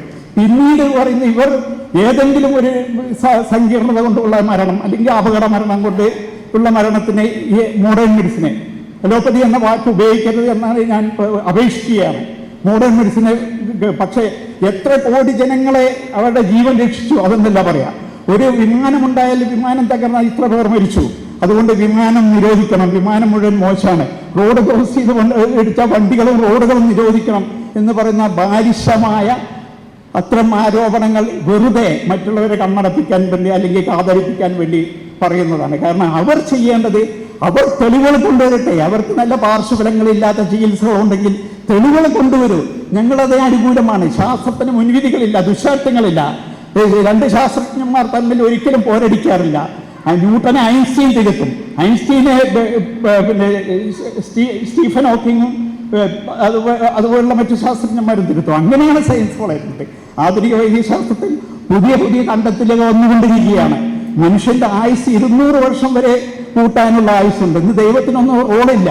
മനുഷ്യൻ വിചാരിച്ചാൽ, ശാസ്ത്രം, ആധുനിക വൈദ്യശാസ്ത്രം വിചാരിച്ചാൽ ഇവൻ ഈ ഭൂമി ക്ലോണിംഗ് സങ്കേതം മൂലം മനുഷ്യരെ സൃഷ്ടിക്കാൻ കഴിയും. മാത്രമല്ല ഈവൻ പുരുഷനില്ലാത്തൊരു ലോകത്തെ പോലും സൃഷ്ടിക്കാൻ കഴിയും. സ്ത്രീ മാത്രം മതി ക്ലോണിങ്ങിലൂടെ സൃഷ്ടിക്കാൻ പറ്റും. ഇതാണ് സയൻസ്. പിന്നെ പറയുന്നത് പഴയ കാലത്തുള്ള ആയുസ്, പഴയ കാലത്ത് 100 വയസ്സും 120 വയസ്സും ഒക്കെ ഇത്തരം കെട്ടുകഥകളിലാണ് പിന്നീട് അവർ മുന്നോട്ട് കൊണ്ടുവരുന്നത്.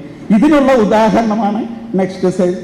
കാരണം ഇന്നിതാണ് നമ്മുടെ രോഗങ്ങളെല്ലാം, പഴയ കാലത്തും എല്ലാ രോഗങ്ങളും ഉണ്ടായിരുന്നു. മരങ്ങളിൽ പോലും ക്യാൻസർ ഉണ്ട്. ഇത് ആഫ്രിക്കൻ മമ്മിയിൽ MRI സ്കാനും ഇതും ചെയ്തിട്ടുള്ള ഒരു ചിത്രമാണ്. ആഫ്രിക്കൻ മമ്മിയിൽ ഇത് 4500 വർഷം മുമ്പുള്ള ആഫ്രിക്കൻ മമ്മിയാണ്. പ്രോസ്റ്റേറ്റ് ക്യാൻസർ വന്നിട്ട് അസ്ഥിയിൽ അതിലേക്ക് പരന്നിട്ടാണ് ഈ മമ്മിയിലുള്ള പിന്നെ അല്ലെങ്കിൽ ആ ഒരു പ്രമുഖ വ്യക്തി മരിച്ചിട്ടുള്ളത്. അതിൻ്റെ ചിത്രമാണ് ശാസ്ത്രം തെളിയിച്ചിട്ടുള്ളത്. ഇത് മറ്റൊരു മമ്മിയാണ്. ഇതൊരു 4500 വർഷം മുമ്പുള്ള ഒരു മമ്മിയുടെ ചിത്രമാണ്. ഇയാൾ മരിച്ചിട്ടുള്ളത് ക്ഷയരോഗം മൂലമാണെന്ന് ശാസ്ത്രീയമായി തെളിയിച്ചു. മറ്റൊരു ചിത്രം, ഇത് വളരെ രസകരമായിട്ടുള്ളൊരു ചിത്രമാണ്. ഇത് 2200 BC, അതായത് ഏകദേശം 4500ഓളം വർഷങ്ങൾക്ക് മുമ്പ് ചൈനയിൽ നിന്നും ലഭിച്ച ഒരു മമ്മിയാണ്. ഏകദേശം പൂർണ്ണമായിട്ടും പ്രിസർവ് ചെയ്യപ്പെട്ട, വലിയ തകരാറുകളില്ലാതെ പ്രിസർവ് ചെയ്യപ്പെട്ട ഒരു മമ്മിയുടെ ചിത്രമാണ്. ആ മമ്മി ഒരു പ്രഭുവായിരുന്നു. 50 വയസ്സിലാണ് അവർ മരിച്ചതെന്നും അവർ മരിക്കാൻ കാരണം ഹാർട്ട് അറ്റാക്കും ഹാർട്ട് ഫെയിലറുമായിരുന്നെന്നും അതോടൊപ്പം അവർക്ക് കരൾ രോഗമുണ്ടായിരുന്നു, ഒരു വിരരോഗമുണ്ടായിരുന്നു, അവർക്ക് പ്രമേഹമുണ്ടായിരുന്നു, അവർക്ക് ഹൈപ്പർ ടെൻഷൻ ഉണ്ടായിരുന്നു എന്നെല്ലാം ശാസ്ത്രീയമായി തെളിയിച്ചു. മാത്രമല്ല അവരുടെ ധമനികളിൽ കുറച്ച് രക്തം പോലും ശേഷിപ്പുണ്ടായിരുന്നു. അതിൽ നിന്നും അവരുടെ ബ്ലഡ് ഗ്രൂപ്പ് A പോസിറ്റീവാണ് എന്ന് കണ്ടെത്തുകയും ചെയ്തു. ഇതാണ് സയൻസ്. സയൻസ് എന്ന് പറയുന്നത് സംസാരിക്കുന്ന തെളിവുകളാണ്, സത്യമാണ്. സത്യത്തിന് ഒരിക്കലും ബദൽ സാധ്യമല്ല എന്നതാണ്. കാരണം എത്ര അവരുടെ അന്ധവിശ്വാസങ്ങൾ അല്ലെങ്കിൽ കപട ചികിത്സകളുടെ സാധ്യത അനന്തമാണ്.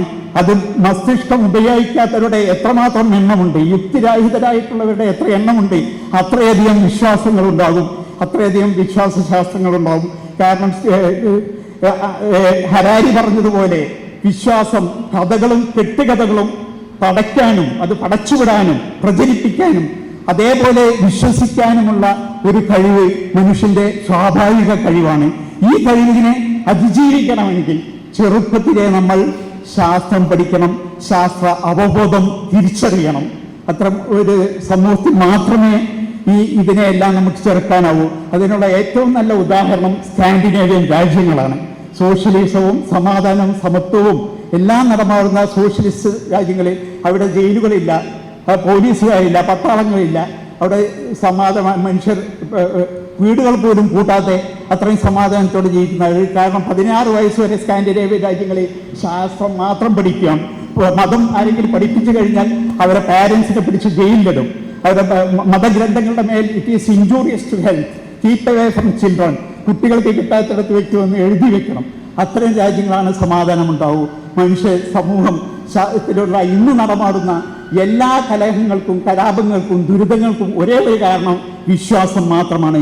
അത് കപടശാസ്ത്ര ചികിത്സാ വിശ്വാസമാകട്ടെ, മതവിശ്വാസമാകട്ടെ, ദൈവവിശ്വാസമാകട്ടെ, ഈ വിശ്വാസങ്ങളാണ് ഭൂമിയിൽ അസമത്വങ്ങളും അസന്തുഷ്ടിയും കലാപങ്ങളും സൃഷ്ടിച്ചുകൊണ്ടിരിക്കുന്നത്, ചോരപ്പുഴകൾ ഒഴുക്കിക്കൊണ്ടേയിരിക്കുന്നത്.